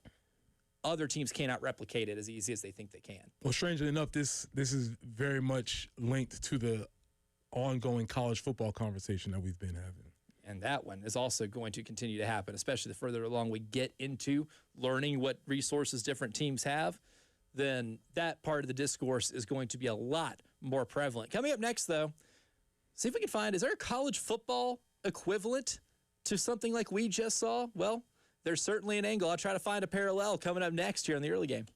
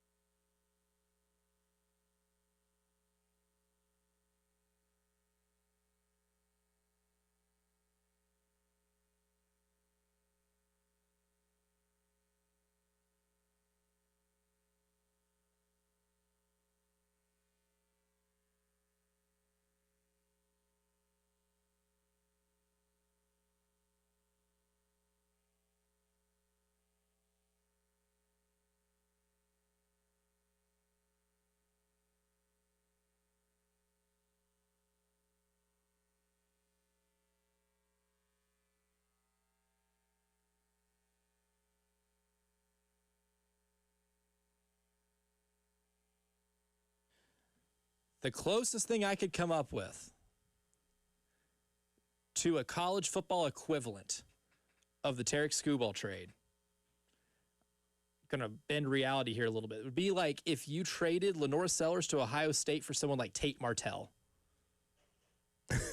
Okay. For those who don't remember, Tate Martell was a 5-star player coming into college, highly coveted recruit, one of the OG transfer portal guys, bounced around whenever he couldn't get the start. He initially got there at Ohio State, was backing up J.T. Barrett with Joe Burrow, right? So he's in that same quarterbacking room with Joe Burrow. Never really caught on as a starter in a meaningful manner anywhere and kind of fizzled out. To me, that's kind of like the college football equivalent of one of the players that the Dodgers are giving it from their farm systems, River Ryan, one of the pitchers. Guy who's like 27 years old. You've been told he's going to be really good for a while. He got to get into the bigs for a little bit and then sent back down because he was not good enough to play on that roster, even though that pitching staff has had plenty of injuries in the last 2 years where they'd have been opportunities for said pitcher to start. This feels like if we got to a trade deadline in college football and Ohio State's like, hey, we need a quarterback boost. Ours just got hurt. We'll take Lenore Sellers and we'll give you this guy who hasn't panned out yet, and he's the clock's ticking really fast. 27 years old, a pitcher. That is Tarek Skubal's 29. Yeah, think about what he's already accomplished at 29. Done. This guy hasn't even made it yet. That is a very tight window to assume that he's going to get it together. It just doesn't seem like that's a great pick. Yeah, the equivalence to this is very, because what you're saying is you're trading somebody who's essentially a sure thing for somebody who is not quite that. It hasn't made it yet. Or maybe we go into our production versus potential conversation again. And like Dippin' Dots. It's the ice cream of the future for decades. I was in a spot yesterday where I was like, man, Dippin' Dots still in the league. Still the ice cream of the future. Could not believe it. What a slogan. Because the future is still on the way. That's the best part about that thing, Preston Thorne. There's always going to be a future. The future's still on the way, man. Dippin' Dots still in the league. I could not believe that. Anyway, yeah, I don't know. It's very difficult. We talked about this before. There was a very short, maybe about a year and a half window where it was extremely fun to be a Detroit sports fan. The Tigers were rolling. The Pistons were up and coming. Shout out Magglio Ordonez. The Lions were doing fun things. Offense, and now all of those windows feel like they are getting smushed down. The Lions almost in a now or never type of situations. Yep. I think they are. The Pistons are watching the rest of the Eastern Conference get better, and you didn't really do anything. The Tigers waved the white flag. That's why we always talk about windows in the show, that when your team is in a spot where they can win some games, you have to take advantage of it because you never know. And that brings me all the way back here. We have a first-round draft pick at quarterback this year. In terms of that talent, 100%. As far as talent is concerned, we have a projected first-year guy at rush edge. We have a lot of the things that are in place. Our window, we blew it last year. Mm-hmm. The window is open, but it's tight, and we have to get the things done this year. And it usually closes before you're aware it's before closed. You know it. Yeah. Quick thing on River Ryan, too. Not only is he 27 years old, Preston Thorne, he turns 28 in 5 days. Yeah, that seems like somebody that would be maybe not part of this particular trade, like a throw-in. You know, like somebody that's – listen, I just finished talking about the best player I've seen with my own eyes, Jordan Adams. I think he's 26. But at a certain point, everybody looks around and it's like, man, this is just not going to happen. And if you're thinking about a pitcher, the more times you have to throw, every inning you have to pitch to get improved I think he's is already less. coming off Tommy John surgery, too. Yeah, man, that doesn't seem like a great investment. Yeah. I don't know. And that's part of the return. So if I'm a Tiger fan, not only am I mad that the trade happened, because that's you quitting on the season. So now what reason do you have to be invested in the rest of the season, even if you're only 5 games out? You're not excited about the future that you got in return for that player either. Maybe it's consoling if your team gets some centerpieces for the future. I know they like Zaire Hope a lot, but hope is not a strategy. All the time. Also, if I'm thinking about this, like if I'm thinking the front office, like, hey man, we're gonna go to a work stoppage next year anyway. Who cares? Let's try and win it now. Let's keep him. I know we're gonna lose him in free agency, but so what? Yeah, we'll play against him in 2028. We'll see you later. Yeah, we'll see you there. Can you help me win this? And he wasn't thing disgruntled. It wasn't any situation like that. This was a pure spreadsheet situation. Because he's tough. making a lot of money. Not ideal for Major League Baseball, but that's the closest, I think, Tate Martell in terms of like a River Ryan comparison. One of the players involved in that trade. Maybe one of the closest things I can think of from drawing parallels, because it was truly baffling on Saturday night to get that notification. 2 hours down, 1 to go. Coming up next, though, Kendall Briles spoke last week at Birdies with Beamer. Spoke a little in depth about how the running game is going to look. What do we expect to see from the running game? And what is his philosophy on scripting plays? He got to reveal a lot. We'll hear from Kendall Briles to kick off the early game, third and long hour, next.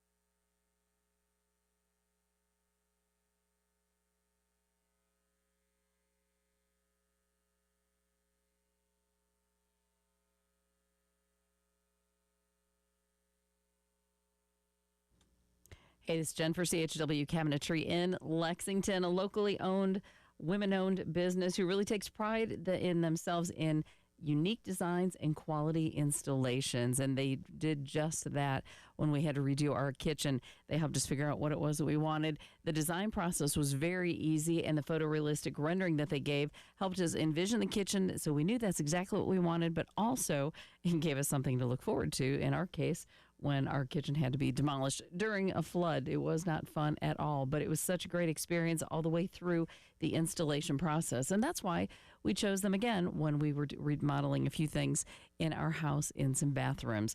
If you want to see what all they can do for you to help make your house a little more functional, a little more updated, visit chwcabinetry.com or call them at 803-520-6837 and tell them Jen sent you. CHW Cabinetry in Lexington, passion from inspiration to installation.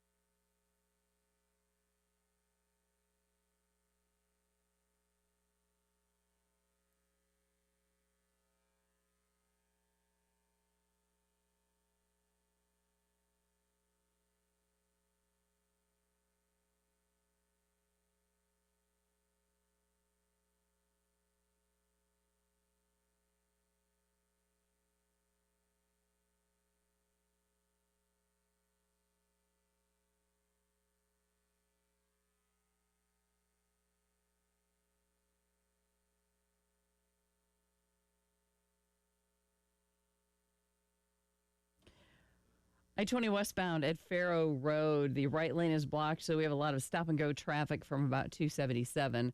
So just be allowing a little extra time there.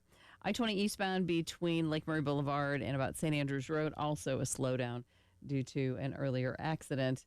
And could see some scattered rain, maybe some showers this afternoon. High of 87 right now, 76.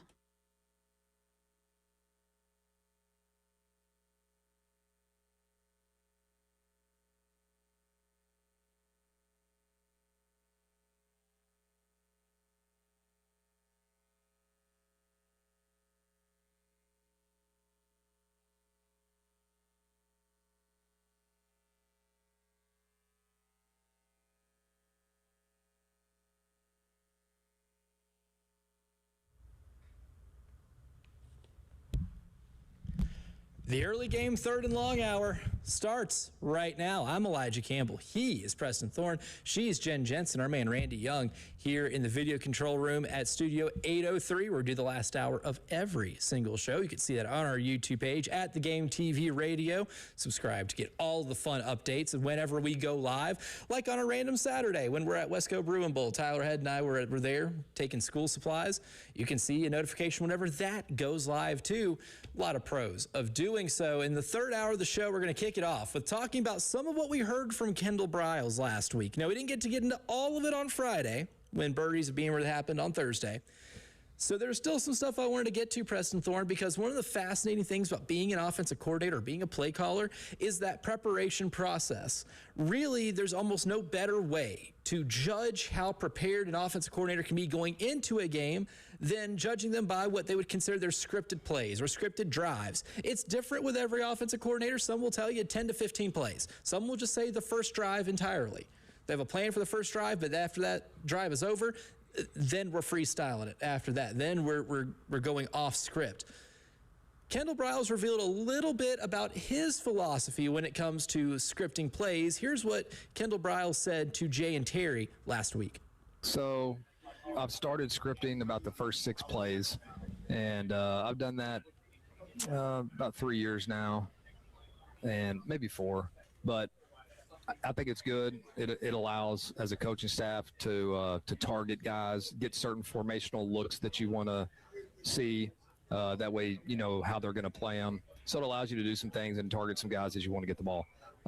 And then after that, you know, you're playing football. And obviously you got your D&D calls that are going to be critical that go on within a drive. And then, you know, the rest of the time you're rolling.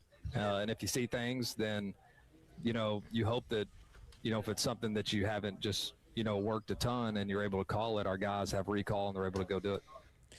Couple things there. First, revealing that his first 6, he's very specific. And, you know, I'm glad he gave that out because I like to learn more about, you know, what makes Kendall Briles tick. I'd like to know going into the season which ones are going to be the scripted plays. And now I can know I can count to 6 pretty easily, Preston. I'm not good at math, but I do have 10 fingers and I can count with them what the 6 plays look like and how they're going to be able to look for advantages throughout the course of a football game. I think even as a fan, that is cool to hear. Just that way you get a little bit of insight on what's going on when you are watching the first part of a South Carolina football game this year. Yeah, and what he said is what those first six plays are basically diagnosis type of plays. If I put out this formation, how is the defense going to respond? If I put this player in motion, how does the defense respond? When we do this, does the defense do that? And all you're doing is you're looking to see what the chess moves are going to be later on down the road, because you don't know. Mm-hmm. And so for those first 6 plays are probably going to be some formational things that can let you see how they line up to formation. Maybe there's an RPO or something in there to let you see how are they deciding to play it. Are they going to let Lenoris do this, or are they going to give up that? Whatever the case is. Then you might also have a player that you want to get involved early. Might be a wide receiver. It might be a running back. Keeping those things in mind. So those first 6 plays are designed to set up the rest of the game. And the information that you get then helps you build for later on. Maybe trying to get a defensive coordinator to declare what their intentions are. Show your hand. Yes. Show your hand. At least early on. And if I'm thinking about it, there are not a ton of defensive coordinators out there that I think are so good at disguising what they do throughout an entire game. right? It's like, for my money, I think Steve Spagnuolo is the best defensive coordinator that I've ever seen in my life. You never know what coverage you're getting on any given play. The blitzes are so well disguised. Even the coverages are so incredibly disguised. That's how the guy was able to coach a defense to beat an 18-0 Patriots team in a Super Bowl, and then, win, 3 more with Kansas City. You're going to get a lot of the guys, too, because Steve Spagnuolos aren't everywhere in college football. I think more often than not, you can maybe in those 6 plays get them to maybe declare what they're going to do for the rest of the game, especially if you're able to be successful early and they stick to that. Then you can have a better feel of what you're going to do for the remainder of the game. Yeah, you said show your hand, and I think that's the perfect way to put it. It's the same as if you're playing whatever your choice card game is. You see what they play, and now you know about their hand based on what they play. All right. So if they decide, if I see them come out here and I run a mesh pattern and I see that they're playing a lot of man-to-man, okay, now I need to be thinking, what are my man concepts? Or if I see them play a certain zone, now I need to be thinking my zone concepts, or whatever the case is. So based on what they do, now I adjust. He also said the concept of D&D. For those not initiated, that means down and distance. Not Dungeons and Dragons. Right. Different. What down is it? What distance is it? Every offensive play caller has their, that long spreadsheet that they have. It's broken into D&D. These are my plays for first down, 1st and 10. These are my plays for 2nd and short, 2nd and medium, 2nd and long, 3rd and long, 3rd and short, goal line, etc. And I'm just going to go through, and based on the diagnosis that I get from those 6 plays, I might say, let's take that one out. Yeah, mark that one. That one's not going to work because they're playing it this way. Or highlight this one later on down the road because of the way that they're lining up. I know that this play is going to be there. So it's all about future casting and putting your team in the best position. I love the art of play calling.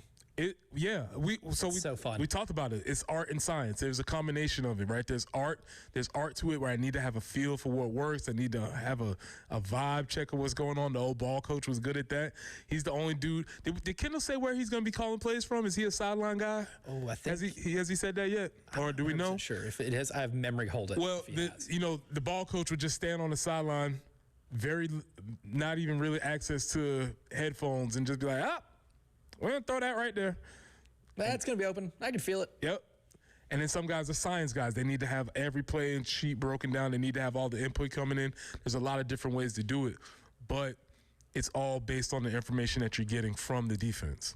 Early winner of the day show, too, in terms of unspoken heroes and a coaching staff, the ones who are in the box charting what the defense is doing. That information is valuable.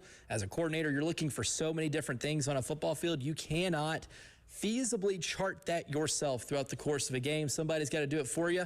Those coaches don't ever really get the love and the recognition, but that is an incredibly crucial point when it comes to being able to play call better throughout the course of a game, is knowing what those tendencies are when the defense does declare what they're going to do. Yeah, once you see what they're doing, I need you, and that's why you always hear, that's why the conversations in the headphones are so important, because they're spotting, they're giving personnel conversations, they're giving down and distance, they're doing all the things. Because on the sideline, I mean, even on TV, sometimes you're like, oh, that's 3rd and 7. And it's actually 3rd and 4, right? Sometimes it looks even more disparaging on the sideline. And the play you have called for 3rd and 7 is not the same one that you have for 3rd and 4, 3rd and 3.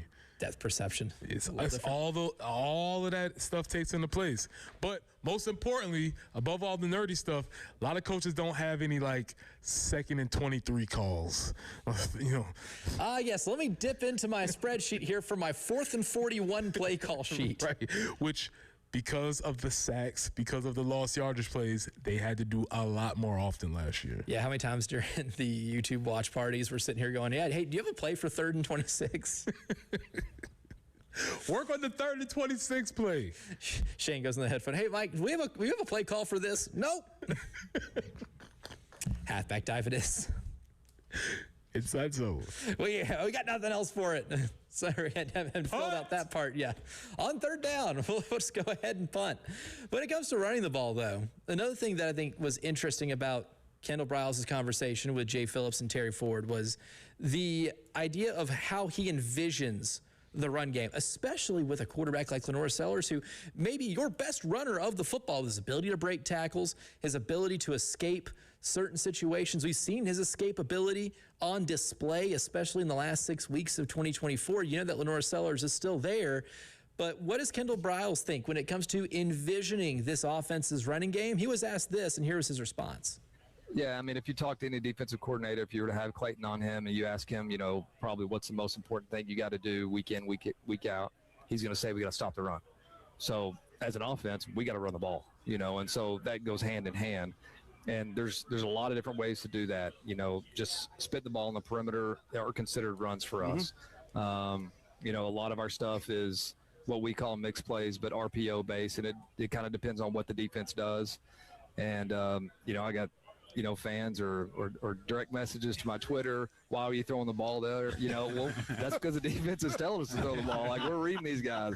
And so, as long as our quarterback's making really good decisions, then, our offense is built to operate at a high level based on the way that the defensive players react. And so you got to be able to run the football, especially in this league, and it's hard to do it. And you got to find, creative ways to be able to do it. If you line up and they see your formations and you are lined up, and they know it's inside zone, like, these guys are good. They're hard to block. And as soon as they know where the ball's at, they're going to shed blocks and they're going to get to the football. And it's just the way it is. And so there's a little bit of smoke and mirrors involved with it. And that's our job as coaches, to be able to figure out how we can do it and do it in creative ways. When we discussed this earlier, we're talking about really kind of the floor for a run game should be if you're in a 3rd and 3 and you need to pick it up and everybody knows you're running the ball, can you get those 3 yards? I would say that is a fair baseline for any running game. Hey, if we're on the goal line, can I trust our offensive front to be able to get the push needed to get 2 yards to get into the end zone so we don't have to put this thing in the air? That is incredibly valuable. That is my baseline expectation. But what I like about what I heard is that the amount of mixed plays and his attention to detail when it comes to maybe some of the smoke and mirrors with pre-snap motions and things that can get a defense distracted, or maybe kind of a sleight of hand and shift their focus where it doesn't need to be.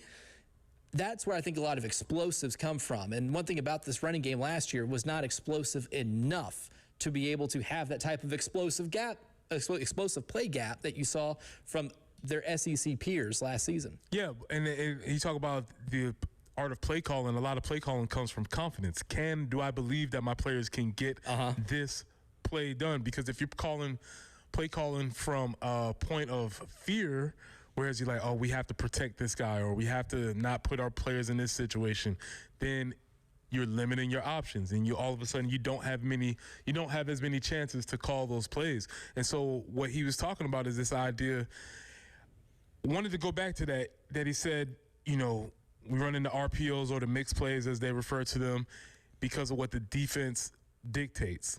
Mm-hmm. Well, defenses are smart too. Let me stick up for my defensive guys, because I might show you one look this time, and then the next time I might show you a different look, and that can come all kinds of ways. So when you're banking on, let's say, the defensive end to take the quarterback on an RPO, and then the next time Clayton White switches it and now the inside linebacker takes the quarterback, it's just a little bit, and that perpetual cat and mouse game is happening the whole time. Because with RPOs, basically what you're doing as a quarterback is you're reading one thing. You don't have time to read the field. You're going into the snap, identifying, sometimes it's a Mike linebacker, sometimes it is a defensive end, whatever it is your scouting report tells you, whatever the tell is going to be, you're reading one player. And if one player does one thing, you're handing it off. If not, you're keeping it and you're running. And you're making that like that, right? You're making that decision. It is a snap decision you have to make on the fly right there too, so you want it to be as easy as possible. That could be a thing a really good defensive coordinator can do against this team, knowing if that's how they're going to be running the ball, is doing what you can to disguise who the tell guy is. Nerd alert! You could also make it in a situation where you make the offense do what you want them to do. So if I don't want Lenore Sellers to run the ball, I'm going to set up in these RPO situations where he is making the correct read. He's doing what he's coached to do, but that thing is giving the ball away and taking it out of his hands. Oh, I love that. Nerd alert! Early winter, not just nerd alert, cat and mouse games. Yep. They're more happening the whole time. The entire game. One of the reasons why I love football so much is that there are so many of those cat and mouse games. Coming up next, though, I know there are plenty of thorns in the sports weekend, but what are the buds and roses? Preston Thorne's going to reveal that next here in the early game.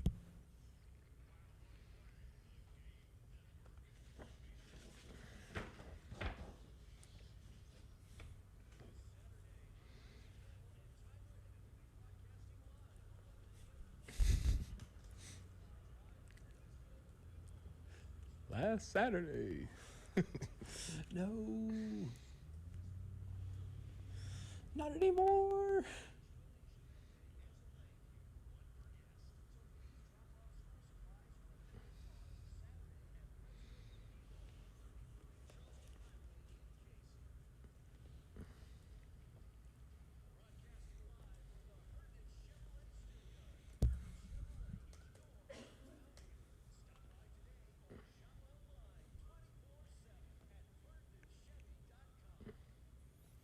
Look, back to school time is here. It is already August right now. It is August, meaning it's time for those kids to go back to school, and it's going to be here faster than you know it. So before you know it, you're going to have new backpacks, new schedules, new routines, and I think it's time for your home to get that new start too, or at least make one less thing you have to worry about when it comes to getting the kids ready for school. Because right now, Zero Res Carpet and Air Duct Cleaning has an awesome back to school promotion for you. You get 3 rooms of insanely clean carpets plus a free hallway for just $109. And while you're refreshing up your home, save $75 on the professional air duct cleaning. That's going to remove all the dust, those allergens that are invading your home's ventilation system. Get your house back to school ready today with Zero Res Carpet and Air Duct Cleaning. Schedule online at zerorescolumbia.com.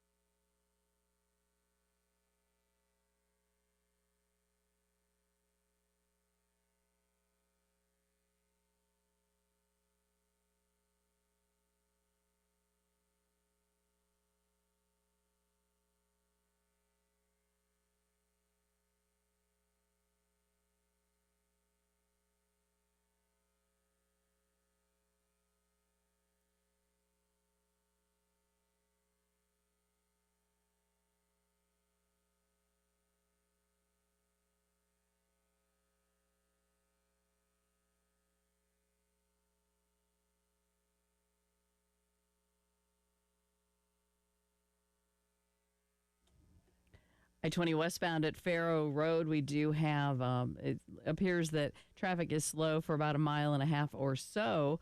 So allow some extra time as the shoulder is blocked. I-20 westbound at Faro Road. And forecast-wise, we are looking for we're not looking for them. They're just going to kind of happen. Some stray afternoon storms are possible today, 87 for the high. Scattered thunderstorms are going to be a possibility really for the next few days. Tomorrow and Wednesday, the highs will be 84. The shower activity will be possible for the rest of the week. Currently, it's cloudy and 76.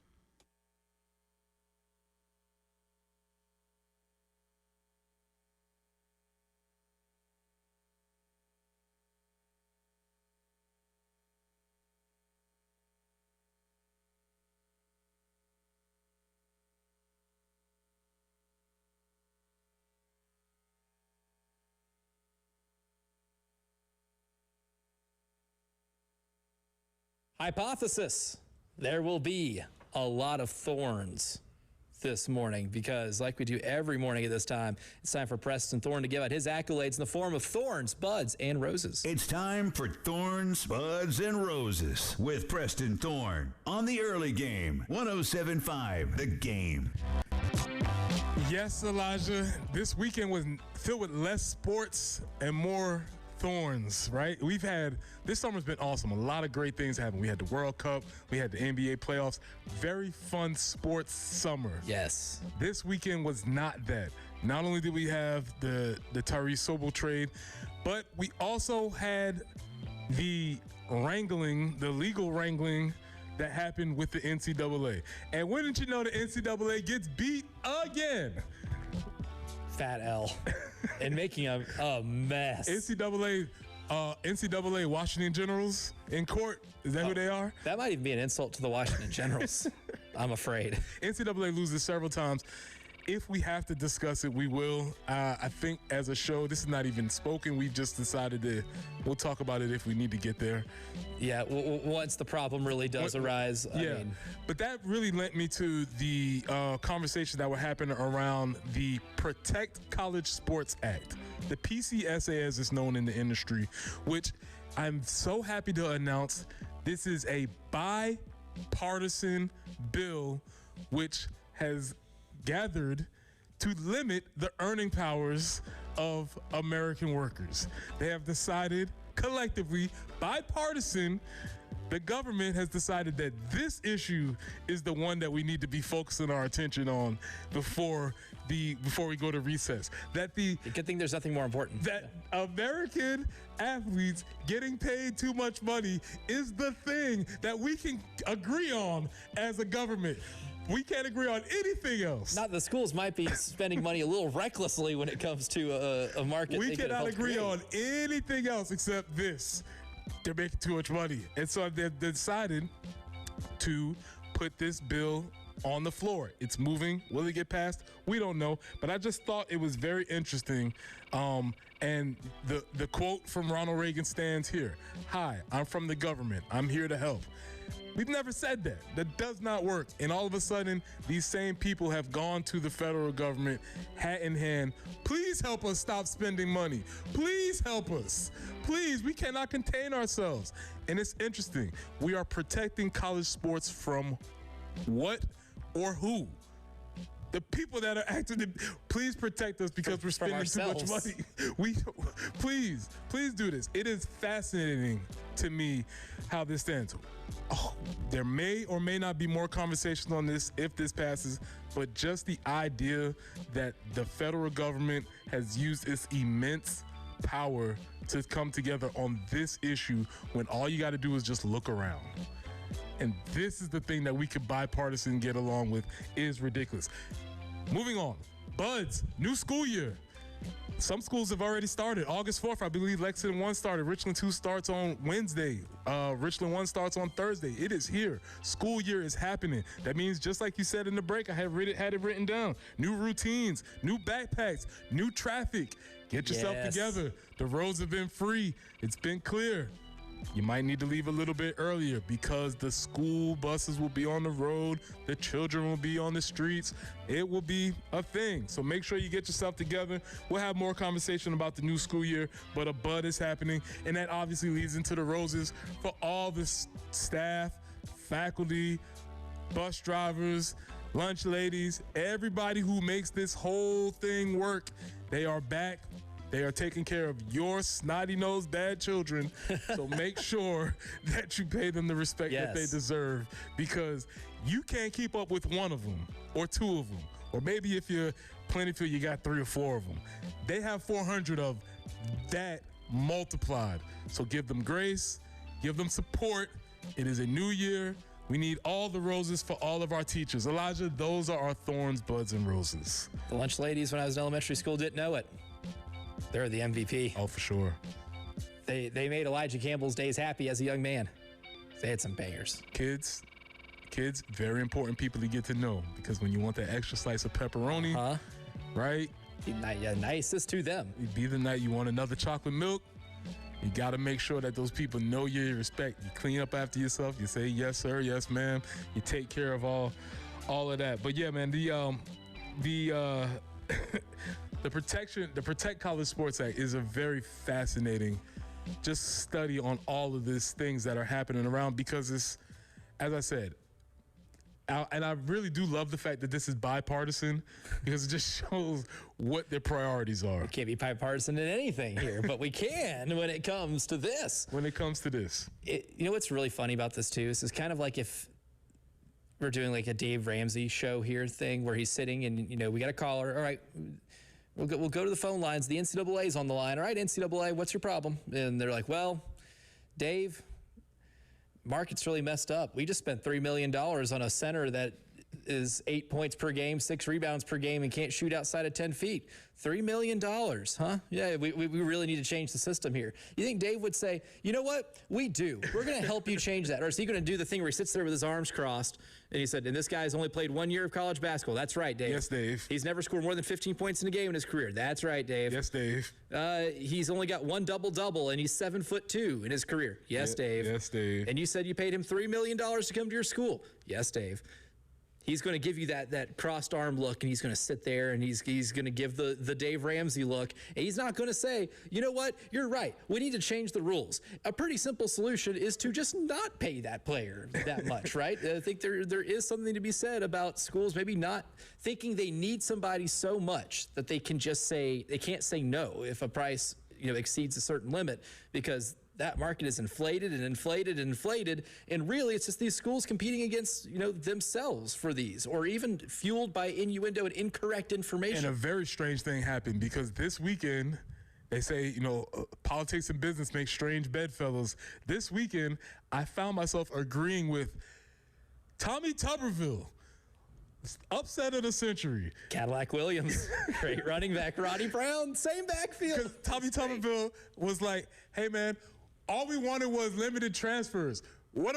I don't know where all of this happened. We're overcomplicating this a little bit. He said all we wanted was people not to be able to change schools every single year. And everybody was like, yeah, that's cool. And then they were like, no, we want to put caps on how much money they can spend. We want to make sure that it was like, whoa, that is not what we talked about. But bipartisan, I have to make sure we're clear on that. They got it together and they said, hey, we want to limit the amount of money that these schools are going to pay to protect college sports. Protect college sports from highest ratings they've ever been, most revenue they've ever made. You know what they won't get together to protect? You know what they won't limit? The ticket cost. No, they won't. No, that's not going. You're not going to see a ticket cost thing in any part of that. Won't limit, no, you will not. They won't limit concessions. They won't limit anything else except the amount of money that they can pay, which is so fascinating. Which really, if you find yourself on the side of them, then you are not a worker, right? Because they are basically saying, we're going to set limits on how much you can make, but we're not going to set limits on how much they. Hey, look around. Has tuition? Did they set a limit on school tuition? Right. We capped that? Nope. No caps on that. There's no caps on anything else except this. Bipartisan. Wanted to make sure we're clear on that. You know what? If somebody was trying to limit how much I was making at the school newspaper, which was absolutely nothing. You're not going to stop me from getting that $50 this month. No, absolutely not. I earned that 50. I could buy 50 McChickens with that. Still kind of in an era I was in school where you could still maybe get a McChicken for a smidge over $1, but could have got me a long way. Please stop us from spending money. Please. We can't help it. We can't stop spending money. We're so stuck. Those are Thorns, Buds, and Roses. I have a bud, and that is whoever Preston Thorn's new favorite NFL team will be for 2026. It's decision week. How much does Preston want to see his favorite team dabble in play action? Well, we'll get Preston's thoughts on that and add some more teams to the mix next here in the early game.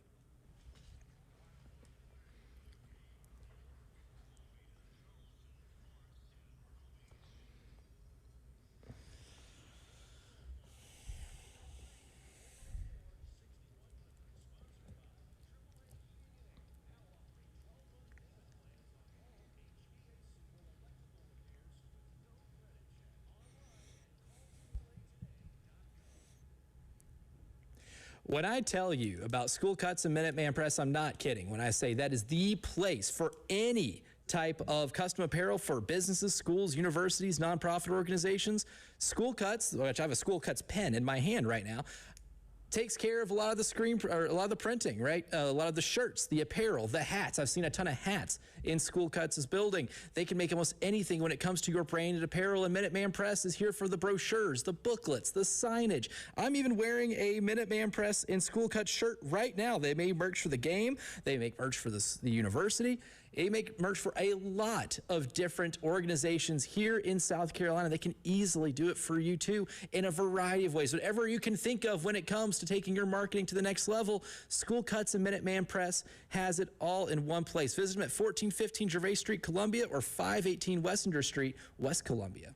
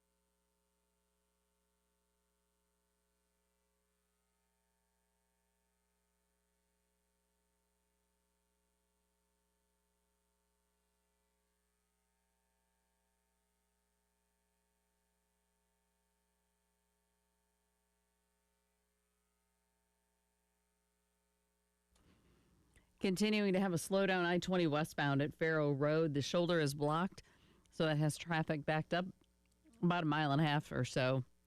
So allow a little extra time heading through there. 87 will be our high today, 84 tomorrow and Wednesday.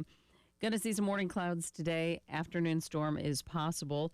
Tuesday and Wednesday and really the remainder of the week, we're just going to have possibilities of scattered thunderstorms, increased humidity. It's just kind of that time of year. Right now, though, it's been kind of holding steady. It's cloudy, and it's still showing 76.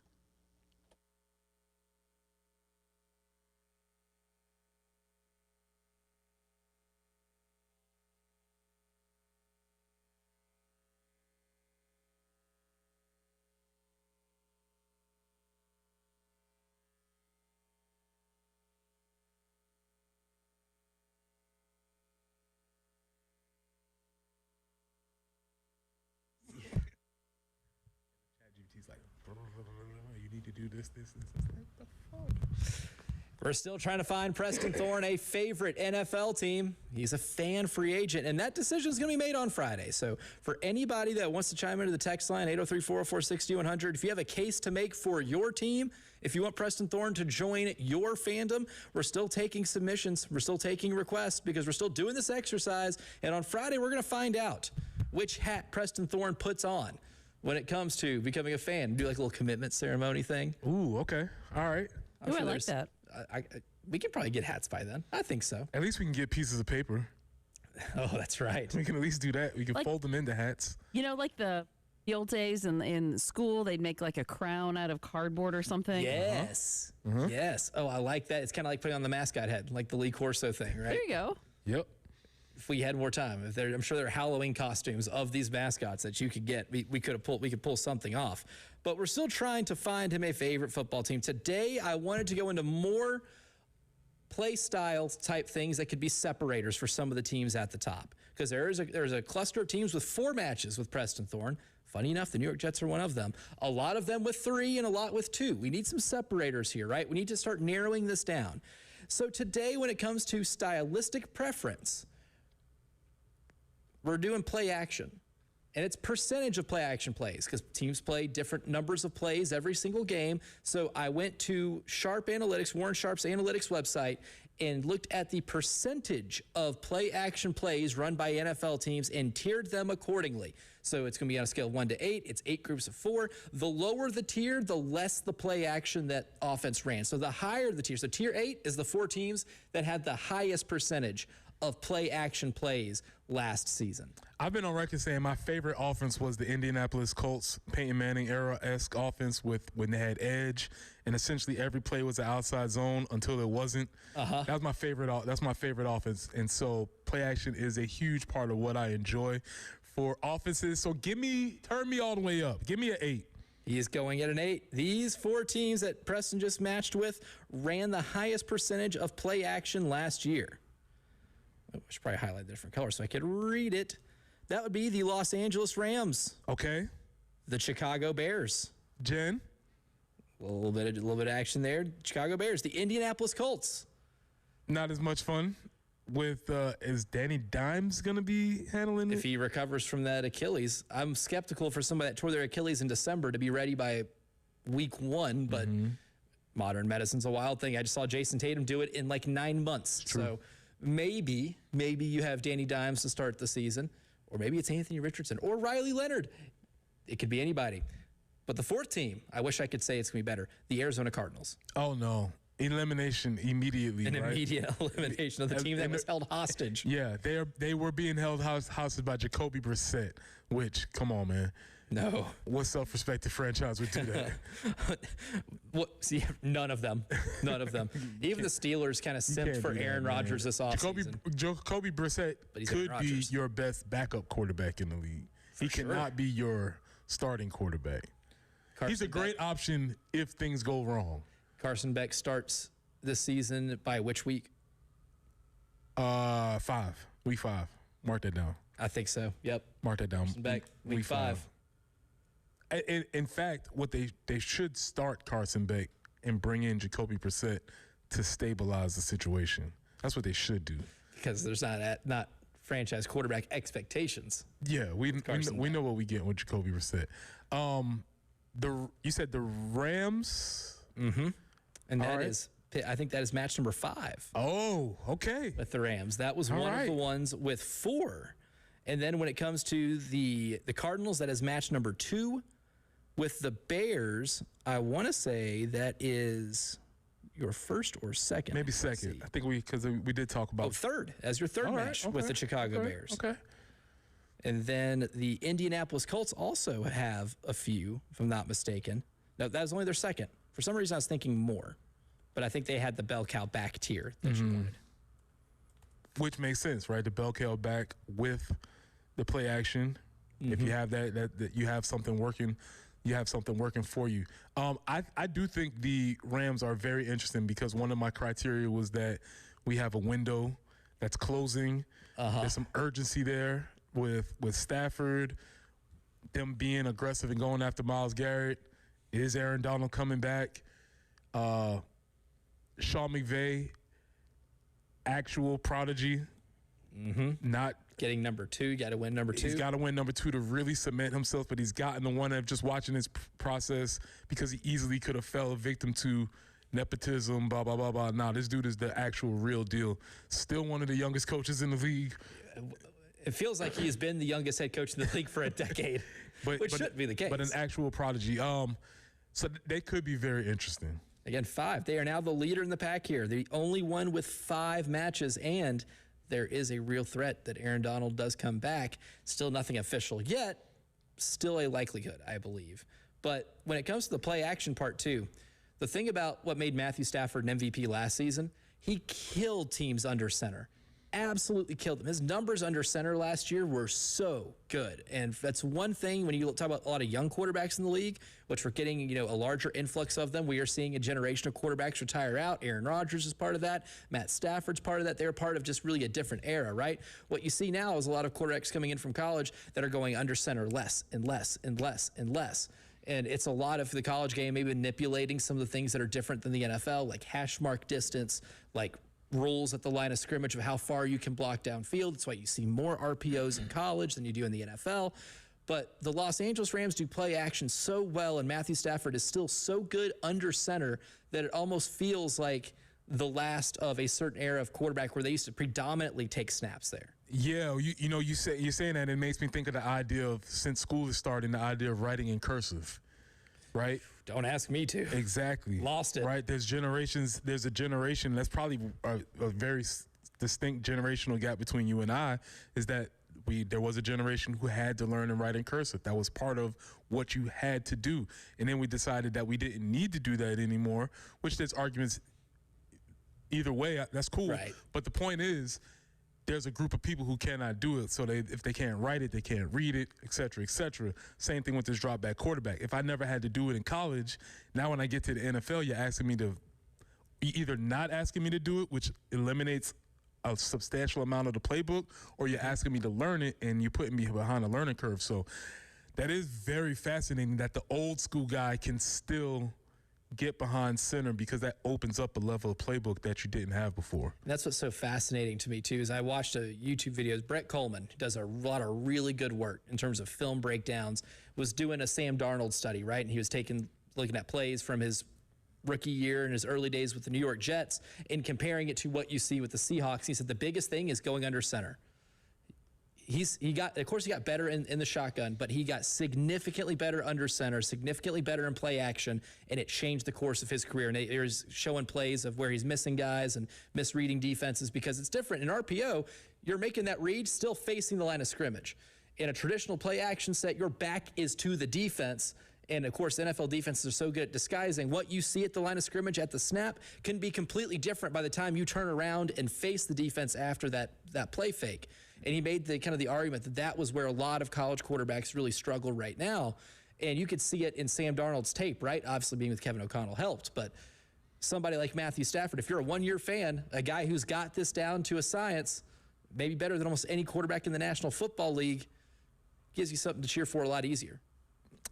I really had not considered that. That's something I think we should look into a little bit more. Trend. Yeah.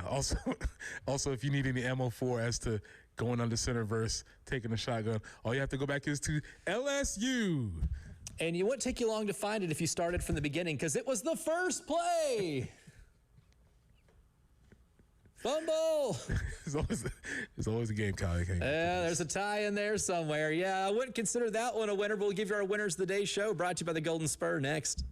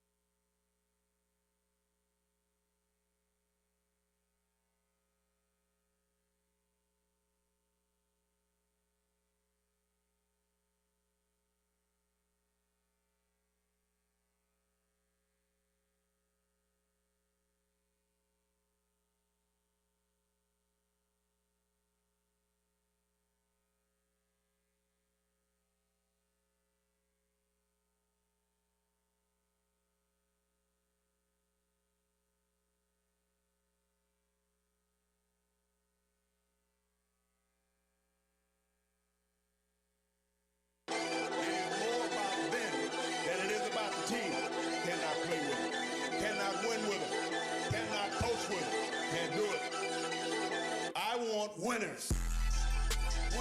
And every day we give you Winners of the Show, brought to you by the Golden Spur. A lot to get to today, but I think my number one winner, Preston Thorne, with all this RPO talk and all of the really nerdy football stuff, cat and mouse games. Winner number one. Because football is nothing but a game of cat and mouse when it comes to offensive coordinator, defensive coordinator, scripting plays like we heard Kendall Briles talk about for a couple times this show. Scripting plays to find out what the other team is going to do, what they're going to show against certain formations, what their tendencies may be, or if the tendencies are coming true, right? You'll scout all types of personnel tendencies with your opponent. Maybe they go into a game and they completely scrap what they normally do. Find out how frisky they're going to be early in the game. A lot of cat and mouse games. One of my favorite things about football. We talked about it several times. I don't know how many more times we talked about it before we officially move forward, but one time for that first drive against Virginia Tech, which was scripted in 2025 last year. It was a scripted drive. It ran perfectly, executed, touchdown. It was awesome. Ray was trying to get tickets to the national championship. Elijah was thinking things that he shouldn't say out loud. Irresponsible. What a time that was. That was a great moment, and it was the result of a scripted drive. Now, the second part that Kendall said was after the script. Now we're playing ball. Now we're playing ball. That's the part we missed last year. But that first drive. Unfortunately, that is a majority of the game is the off-script stuff. I regret to inform that there is more off-script football than there is script football. Yes. That silver lining is awfully thin. Yes. The great philosopher Mike Tyson once said, everybody has a plan till they get punched in the face. And unfortunately, in football, getting punched in the face is like the first part of the game. That's how we ceremoniously start every single game. Yes. There's a metaphorical punch in the face. Yes. Got to be able to adjust to the rest of that. Another winner, D&D. No, not Dungeons and Dragons. Maybe Dungeons and Dragons a little bit. Fun little side hobby. I don't do it now, but I had a D&D group. Whoa, revelation. When I was in college, I worked at a Target in Cool Springs, Tennessee. And I had no interest in playing D&D. But you know what? Shout out Stanley. I don't even remember your last name, Stanley. Don't need to, because all I know is he tried to get a group together and for an entire summer, every Saturday night, go to Stanley's house and play Dungeons and Dragons. I had no idea what I was doing. I was playing recklessly. But you know what? It was fun because I didn't take it seriously. But also, there's Dungeons and Dragons and down and distance calls, something that Kendall Briles definitely emphasized when Terry and Jay asked him about scripted plays and offensive play calling philosophy. That was a big part of it, but every time I heard him say D&D calls, all I could think of was Dungeons and Dragons instead of down and distance. You know, I used to think Dungeons and Dragons were losers, right? I thought they were the opposite of winners. I'm about to get shoved in a locker here in this segment. I'm about to get it. I have reconvened because anything in today's society where people are meeting in real life and having honest conversations and talking and communicating, that absolutely makes you a winner these days. So yes, if you're a part of a Dungeons & Dragons group, shout out to the folks that used to gather at Azalea Park in Somerville. You'd be like, what a bunch of losers. Yes. And I bet they're having so much fun. And you know what? They are the actual winners. So any group that meets in person, winners. I will say I had no idea what I was doing. Neither did my other coworkers that were not Stan. And it actually would infuriate him sometimes because we would do he's the dungeon master. You're not playing right. But we were doing some reckless stuff. He's like, you have to roll a 20 here for you to defeat like this obstacle. And I said, you know what? Leroy Jenkins, we're doing it. Roll the dice, Stan. Just roll the dice, Stan. It was so much fun. Ultimate winner. Any type of gathering like that. Yes, you were 100% correct. We don't do that enough. Yeah, we don't gather enough. Winners, we'll talk about this more, but it's only been cemented more in my mind. September 19th. It's going to be a day of winners and losers. The biggest game of several coaches' life. Shane Beamer, Dabo Swinney, Alex Golish, John Summerall, Kalen DeBoer, Mike Norvell, Pete Golding, Lane Kiffin. Everybody it is a referendum type of day. There will be irresponsible narratives created after that day all across the country, and we can't wait. Irresponsible narratives. You're speaking my language, Preston Thorne. Getting reckless like me in Dungeons and Dragons. But you know what? The best part about that whole weekend's going to be? It's a full weekend. There's the potential for that to be one of the wackiest weeks in college football we will see this year, because I do truly believe that on September 18th, Houston will go to Texas Tech that Friday night and shock the world and beat Texas Tech. Texas Tech still probably ends up winning the Big 12. But you know what? People are going to doubt them for a little bit because I do think Houston goes in there and surprises folks. That could be just the appetizer for an incredibly wild day with all those games that you just mentioned with Florida State, Alabama, Ole Miss, and LSU. Was that also? Yeah, that's also Auburn, Florida. Loser leaves G5. No, loser leaves P4. Back to G5. Back to G5. And if Auburn wins that game, Alex Golesh for the second straight year with USF players walks into the swamp and wins. That was a football game I would not think would be a winner until you kind of laid it out right there, and I was like, this is what it's all about. Can't wait. September, yeah, that weekend, huge winner in college football. Tyler Head and Jack Veltri, they're always winners, and they're always next. We'll talk to you again tomorrow morning at 6 a.m.